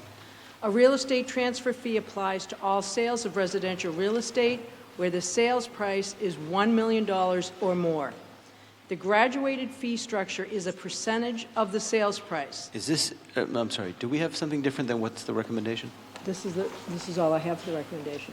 Then you could just say as recommended. Oh, it doesn't say that. They usually do. Okay, so. Okay. Yeah, no, I'm looking and I'm like, oh, wait a minute. Yeah, and it doesn't say anything. Recommend you approve as printed.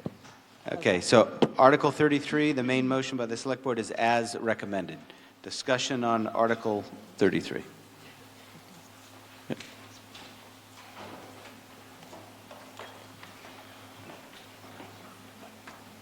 I thought we had something different. Elizabeth Abrams, Precinct 1. I hope I live long enough for my house to be worth $1 million. If that happens, that's probably going to happen to most of us in here too. My question, I guess, is if everyone has a house worth $1 million or more, is this in perpetuity? In effect, does it become a fee or a tax from now on, or is there a provision for it? I don't know if I'm making sense, but if everybody's house is worth $1 million, we're all going to be paying this fee, correct? When we sell it, right. So it'll be like a closing cost then, but is it just another tax? Mr. Moderator? Yeah. Peter Johnson, Staub, Assistant Town Manager. So we have a petition article that does not detail all of the language of the legislation that would need to be adopted. So what is being requested tonight is to vote the concept with a number of the thresholds identified and the particulars defined. But that is an example of something that will need to be worked out in either home rule petition submitted to the legislature or in the state legislature's local option statute. And just by way of update, the bill that has the local option is in the bonding committee now in the House. So. Yeah. Go ahead. I have one question on this. I noticed that it says that it's only residential real estate. Is there a reason why it's restricted and not included the business sales?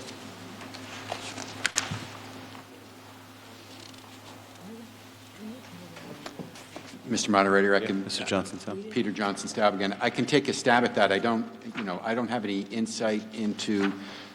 Let me back up and say that the article before you, the home rule petition, the specifics are modeled after the governor's legislation. So I'll start with that. So in terms of why the governor's legislation did not include commercial real estate, I don't have any actual knowledge of what the thinking there is. I might speculate that as a threat, the $1 million threshold would capture probably too many commercial properties. And in terms of the change in real estate values over the last 10 years, even 20 years, the percent increase in the value of residential has been much, much steeper than commercial.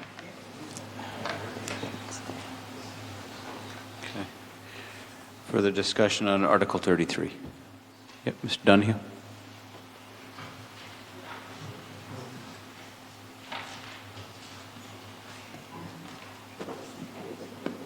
Bob Donahue, Precinct 3. Could we get a little more clarification on this, Peter, through you, Mr. Moderator? Commercial property, is this a town-by-town thing? In other words, is the legislature is going to approve it, but it's going to be up to the 365 towns and cities to decide whether they want to implement this tax? The current proposal by the governor is a local option. So you would vote at town meeting if you wanted to exercise the option. So if we decided that we wanted to tax commercial as well as residential, we could do it as a town? Then you would have to petition the legislature to create that law to tax only in your municipality. Okay, I missed it there, I think.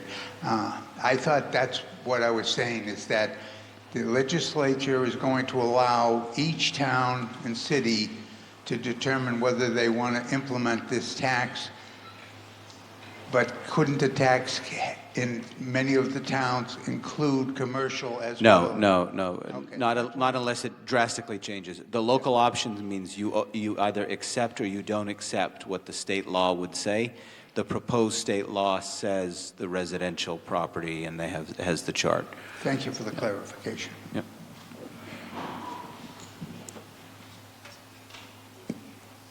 Yep. Go ahead. Ms. Cool. Annie Hart-Cool, Precinct 6. So I work for Sotheby's International Realty. I've been doing it for 25 years. We already pay $6.48 per thousand as a tax stamp, which is a fee that the seller takes on. Is this tax therefore a seller's tax or a sales tax that's shared between the two parties?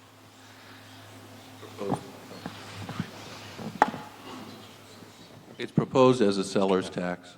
So the seller then pays the $6.48 per thousand and then has this additional tax, and that is only for people who are wealthy enough to have a house at $1 million or more.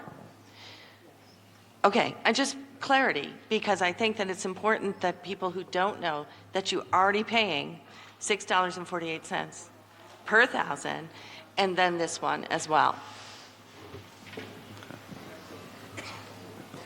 Mr. Latimer.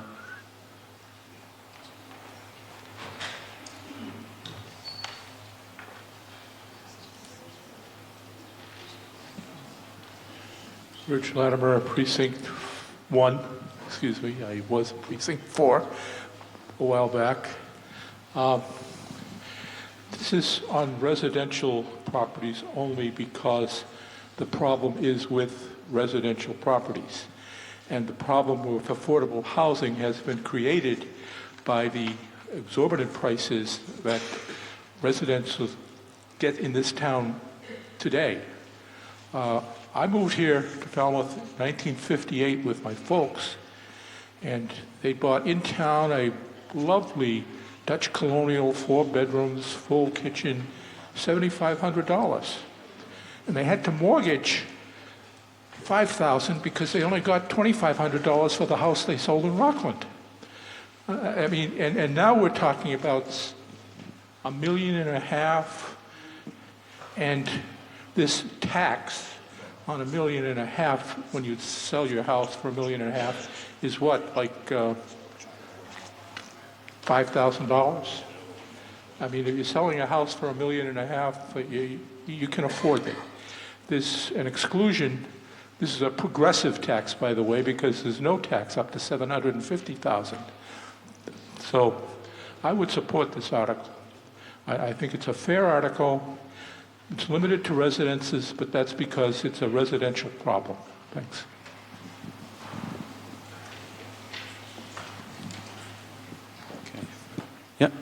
Left.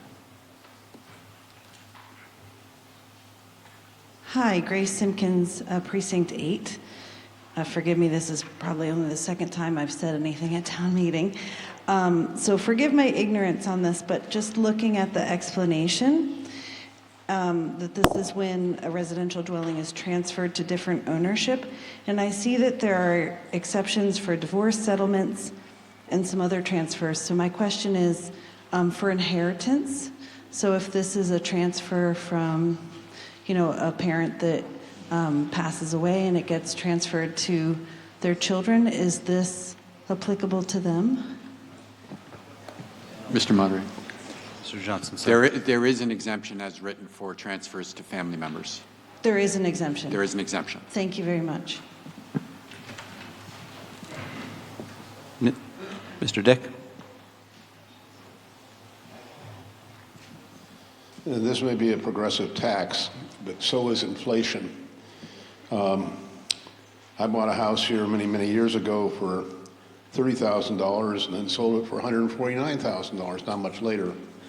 And according to this schedule, everybody in this room's house will be taxed above $1 million in 10 years for sure. And so this is what's known as the proverbial camel's nose under the tent. So I would definitely vote against this. Yep. Mr. Gasparian.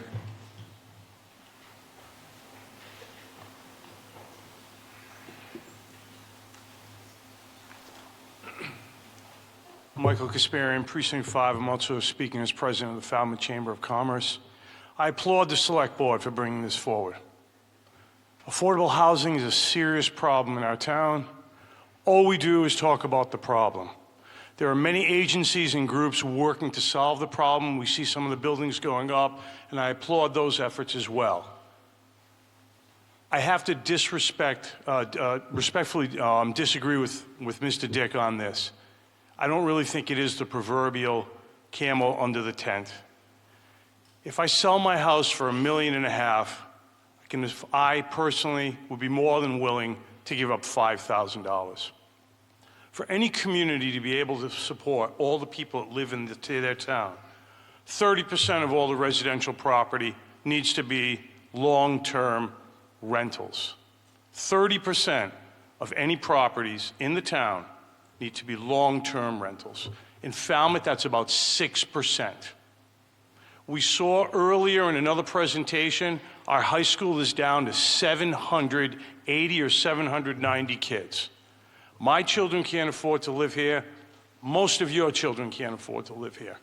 The businesses in this community continue to suffer because they can't hire people, because they can't afford to live here.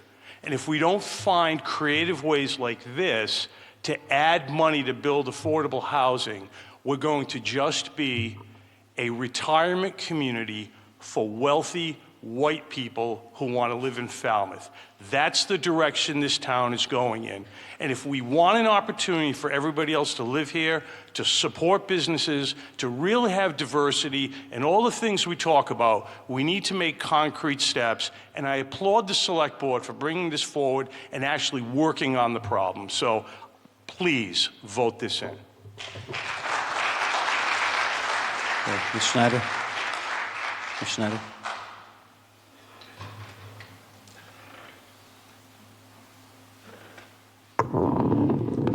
Barbara Schneider, Precinct 4. I just want to add that in addition to the fact that if you sell your home for that kind of price, having $5,000 or whatever it is go to help with affordable housing, over the years you owned that house. Had you lived any other place, in most cases, you would have paid a higher tax rate and more taxes, and you have been afforded not doing that.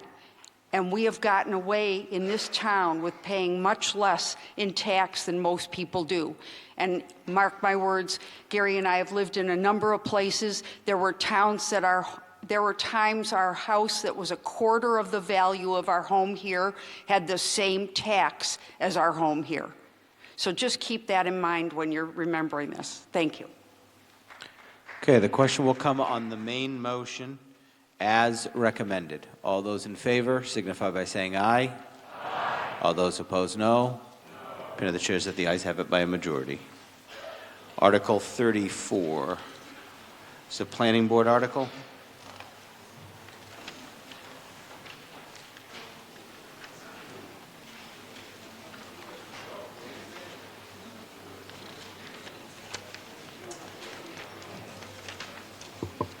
Charlotte Harris for the Planning Board. Mr. Moderator, officials, I move Article 34 as printed for the reason given. This article doesn't ask very much. It's to correct a mistake. You remember that we have a while ago recodified the bylaw book, and when we did, we thought that it would be easier to use if we rearranged the way the definitions, there are a lot of definitions, if rather than having them in alphabetical order, if we put them in groups. So if you wanted to do something about your house, you could see house, look up everything. We thought it would be easier. It has turned out to be a mistake. It's not easier. It's more complicated. Article 34 asks you to revert to what it was before, that the definitions will be in alphabetical order, and those definitions that apply to only one bylaw will be moved to be with that bylaw. So 2 changes are being made, but none of the language of the definitions is changing. Okay. Who held this one?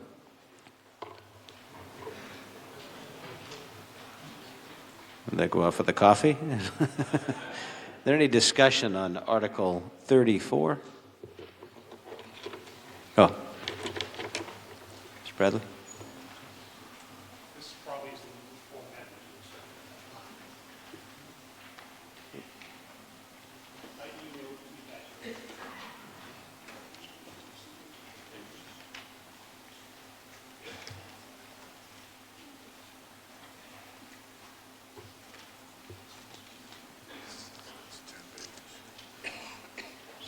So, what is this that you're handing us? So it's the rewording of a lot of the definitions, and there's also references to Commonwealth of Massachusetts registered professions that don't exist. Yeah, so we're not making the substantive change in the line items here. The recommendation is what's printed in the warrant book. You're cracking into stuff that's not even referenced in the warrant book. It's in the back. It's not the motion in the back, right? No, I think I understand what you're saying. The rewording, the new placement is in the back so that you can read the definitions in the back, but it doesn't really open it now to changes in those definitions. I think the time for that might have been public hearings when we were considering the whole recodification, but it didn't come up then.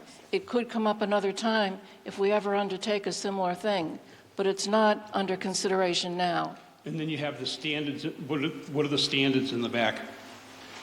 Excuse me? There's standards in the back also. They are not part of warrant Article 34. That is not what we're doing. It's like page 112 or 13.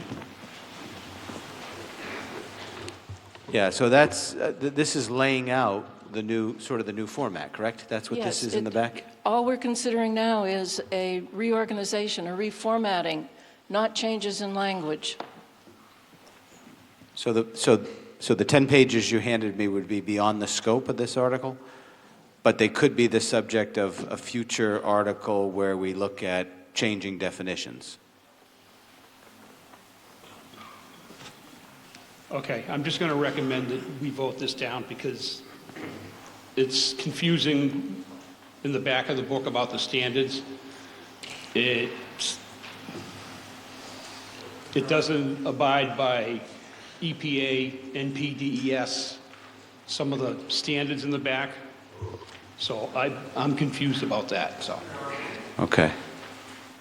What was that? No, he's not.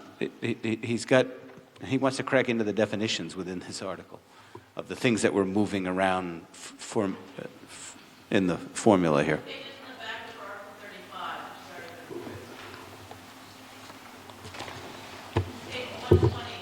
Yeah, I think it's page 119, and it goes on because there are so many definitions, but none of them is open for change tonight. So all this stuff about hedges and landscaping and all that, that's part of the 10 pages he just handed me. And I'm not going to make you all read the 10 pages. So it's beyond the scope. Any further discussion on the article? If you don't like it, vote no. We'll come back and do it again at another time. Yep.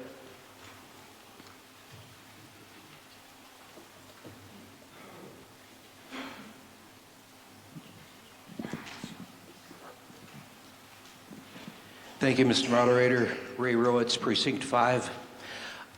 Last time when we had the recodification, we had a booklet that was complete and showed us what Chapter 240 would be.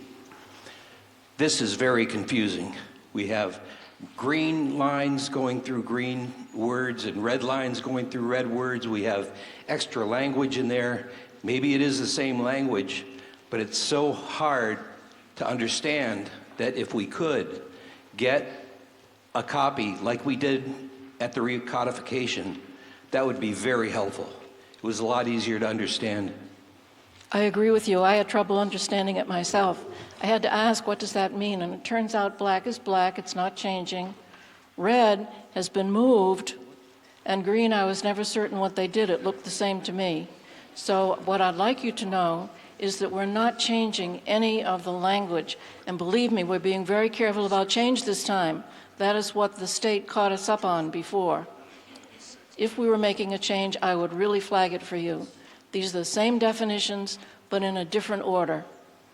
If you were so confident that this was the same, why didn't you create another booklet like you did the recodification booklet before? Booklet creation doesn't come under the planning board. How was it done before? It's done somewhere in the town. We give them our warrant article, and they make up a booklet. Okay, but 240 was made up before, after it was recodified. Who did that? I'm not sure I understand your question. 240, Chapter 240 has grown over many, many, many years. Yeah. There are always updated versions of it available in the planning department. You can go pick one up anytime that you would like to, and you would find the complete current bylaws in that, and it would be all of Chapter 240. Okay.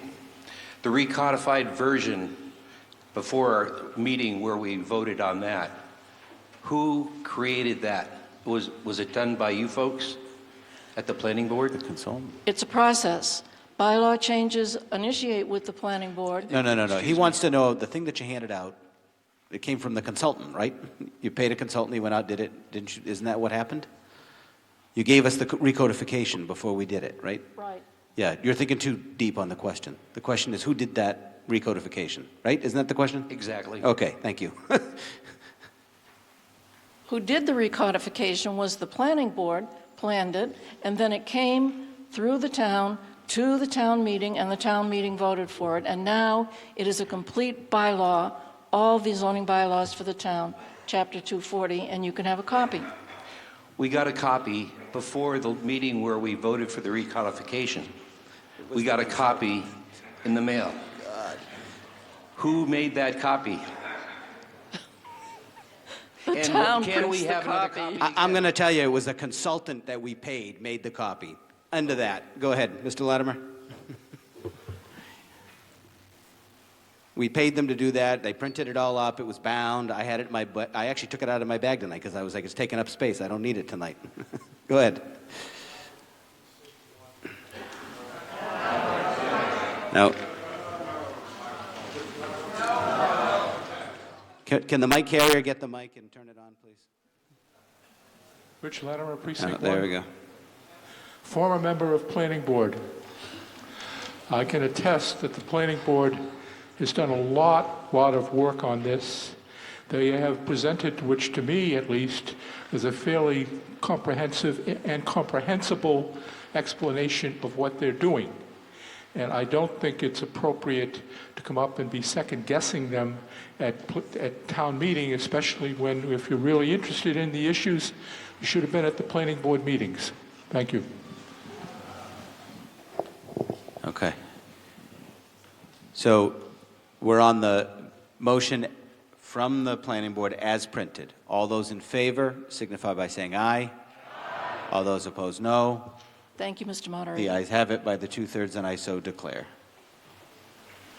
Article 37. This is Mr. the Finance Moderator. Committee. Mr. Moderator, I move Article 37 as recommended. As recommended, this is $150,000 from free cash to the Board of Library Trustees. Who held this one? Oh, go ahead. Ms. Fenwick. I'm just waiting for my partner in crime. Good evening. Almost, I think we're going to call this by about 10:55. So, I'm Judy Fenwick, Precinct 1. I'm the chair currently of the Board of Library Trustees. I appeared before you in November and said we would be back this spring with an article. And the interim director of the Falmouth Public Library is going to go through that very quickly for you. Thank you, Judy. Good evening. My name is Brian Stokes. I'm the interim library director of the Falmouth Public Library. I'm here tonight to tell you a little bit, very quickly, I'm keenly aware of the hour, about the East Falmouth Library, which was built as a private home circa 1950 and converted into a public library in 1971. It has served the Falmouth community admirably for the last 50 years, but there are some issues that we've identified with the building. In 2022, we did a survey of people in the East Falmouth community to find out what they wanted most from their library, and they wanted more hours, which we were able to get them through town meeting, but they also wanted a meeting room.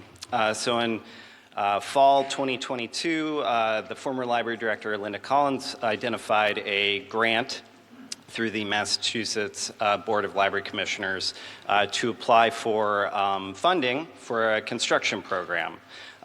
We weren't sure at that time whether or not we wanted to renovate the existing building or perhaps consider a new building. So to apply for the grant, if we were considering renovation, we needed to do an assessment of the building. The Board of Library Trustees funded that assessment, and it was done in November 2023. And now in January 2024, we got the results of that assessment. I'm going to run through those very quickly here. You can see the assessment was done on 9 different areas of the building: the site and ground, structural systems, building enclosure, interior finishes, HVAC, electrical, plumbing, fire protection, and accessibility compliance. The assessment looked at 3 time horizons: the immediate repairs that would need to be done now and through the next 2 years, the short term up to 2030, and then the long term up to 2045. The immediate repairs that would need to be done on this building total about $2.1 million.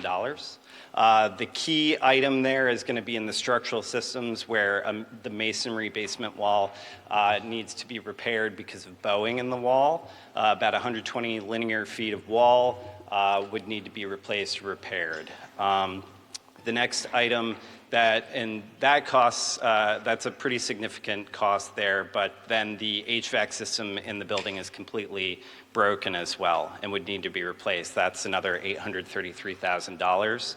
So those 2 items together alone would trigger the need to be fully compliant with accessibility law, which would add on another $182,000, but also would radically change the way that the library is presently used. If you've ever been to the East Falmouth Library, you know that it has a really magnificent sunken sort of reading room, which you can see here, but it is sunken and only accessible by stairs. So that makes it unusable by a significant part of the population. To replace those stairs, you would have to construct a ramp that would essentially go to the other side of the room, which would really take away a lot of the character and charm of the library. So, looking at this assessment, we feel that there is definitely a need to do some significant work to the East Falmouth Branch Library, and so we want to apply for a state grant to do that. Part of the application process requires that we also ask for $150,000 that would be awarded to us by the municipality only if we get the grant. So that's really what we're here tonight for, asking for the ability to apply for the grant and that $150,000 for planning and design if we get the grant. Happy to answer any questions. Thank you for your time. Any questions on Article 37? Hearing none, the question will come on the main motion as recommended. All those in favor signify by saying aye. Aye. All those opposed, no. The ayes have it, unanimous. At this time, I'll recognize the Finance Committee to let us know how much we spent at this meeting. Thank you, Mr. Moderator. For this town meeting, we had total appropriations of $271,080.43. Okay. At this time, I'd recognize the Chair of the Select Board for notification of the next town meeting. Yes, Mr. Moderator, I recommend November 18th, 2024 for the next town meeting. Okay, November 18th will be the next annual town meeting. At this time, the Chair would entertain a motion from Andy Dufresne, who after 50 years is at his last town meeting, to adjourn. Andy?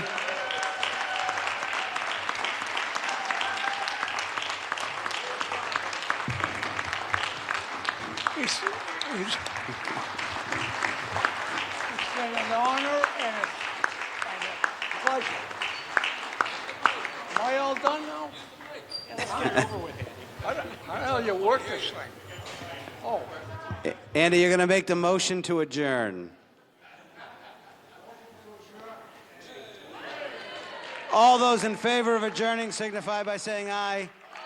All those opposed, no. The ayes have it, and we're adjourned. Congratulations, Andy, on 50 good years.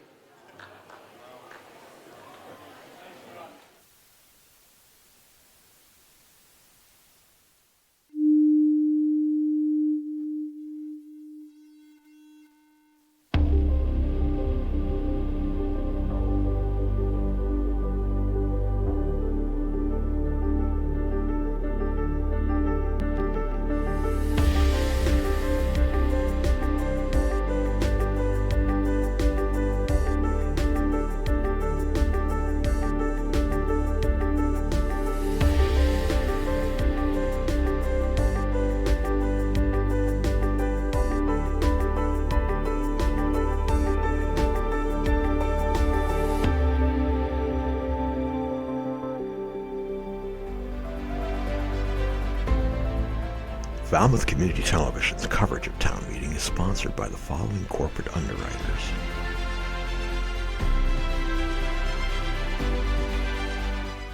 The Steamship Authority is a proud partner in many Falmouth community events, including town meeting coverage. And for good reason. Not only do we have a terminal and offices here, about 1/3 of our employees call Falmouth their home.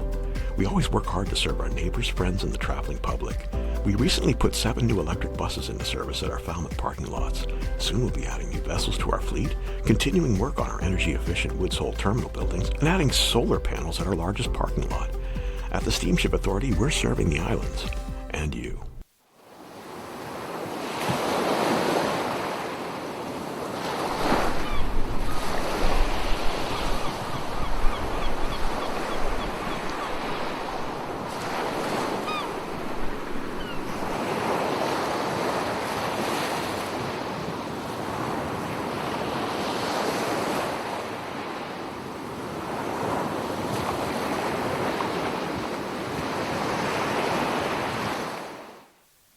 Welcome to the Falmouth Chamber of Commerce. The Falmouth Chamber is dedicated to working on behalf of our members to make Falmouth a better place to live, work, and conduct business. We are committed to developing the economic, cultural, educational, and civic interests of our community and welcome the support from all organizations to achieve our combined goals. Whether you call Falmouth home, are a summer resident, or a visitor, we hope you take advantage of all that the Chamber has to offer. Hi, I'm Bob from Crane Appliance. Since 1983, as a family-owned company, our goal has been simple: to give our neighbors of the Cape and Islands a great shopping experience. Rest easy knowing our professional team will listen to your needs and help you pick out the perfect appliances. We'll take care of everything throughout the sale, delivery, and installation process. And we even have our own in-house service department. Crane Appliance, we call the Cape and Islands home. Carlson Printing for all your printing needs. 508-548-7303 or toll free at 1-800-696-7303. Our email address is carlsonprinting@aol.com. Carlson Printing for all your printing needs. Hosting services for fctv.org are provided by MegaNet Communications. MegaNet offers a wide array of internet services including Mega Backup Cloud Service, server colocation, T1, fiber, Metro Ethernet, as well as telephone services such as hosted PBX and digital voice. Their number one goal is to keep your communications network up and running and allow you to focus on growing your business. 877-634-2638 or meganet.net.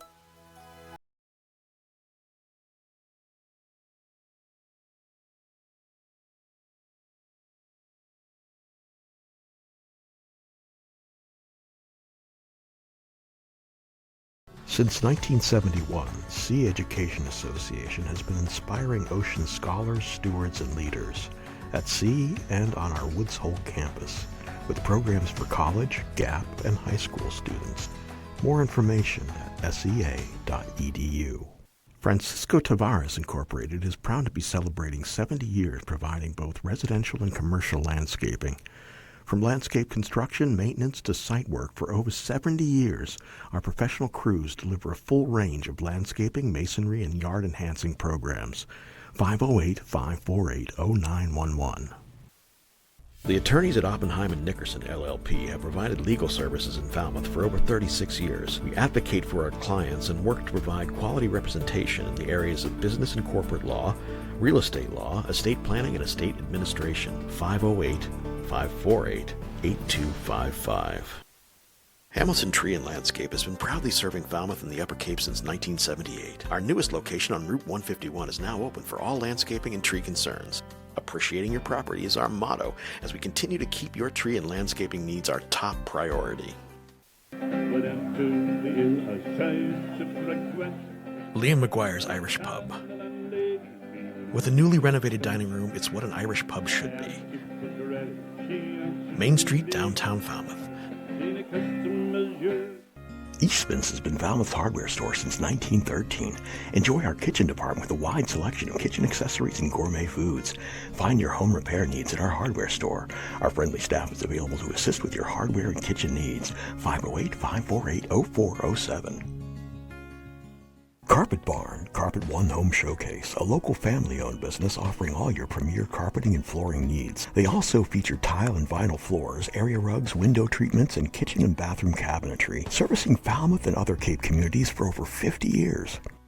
Cavosa Disposal is proud to provide trash removal, recycling, and composting to local businesses in Falmouth and surrounding communities. Cavosa Disposal would like to thank its customers in Falmouth. Cavosa Disposal, 508-563-5070.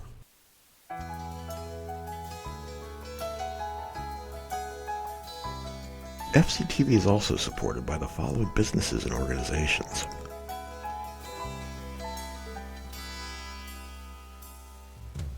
Main Street Gallery, Fine Arts and Real Estate, 189 Main Street.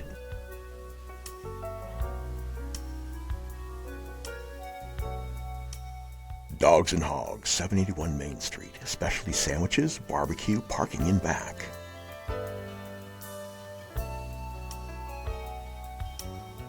Grassi Septic Solutions, 508-548-7500. J. Miller Picture Framer, 681 Falmouth Road, Mashpee, 508-539-3888.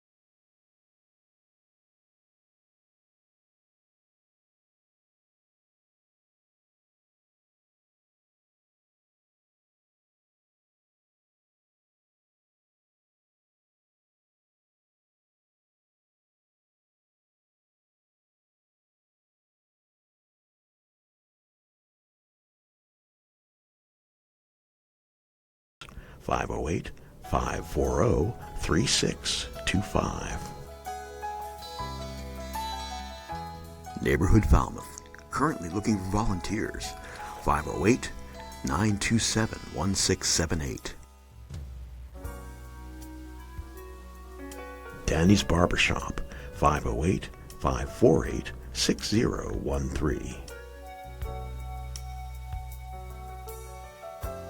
David Rogers Electric, 508-274-2057.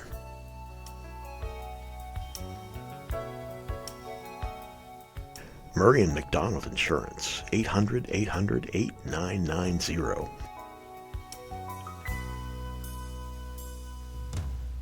Chapman Funerals and Cremations,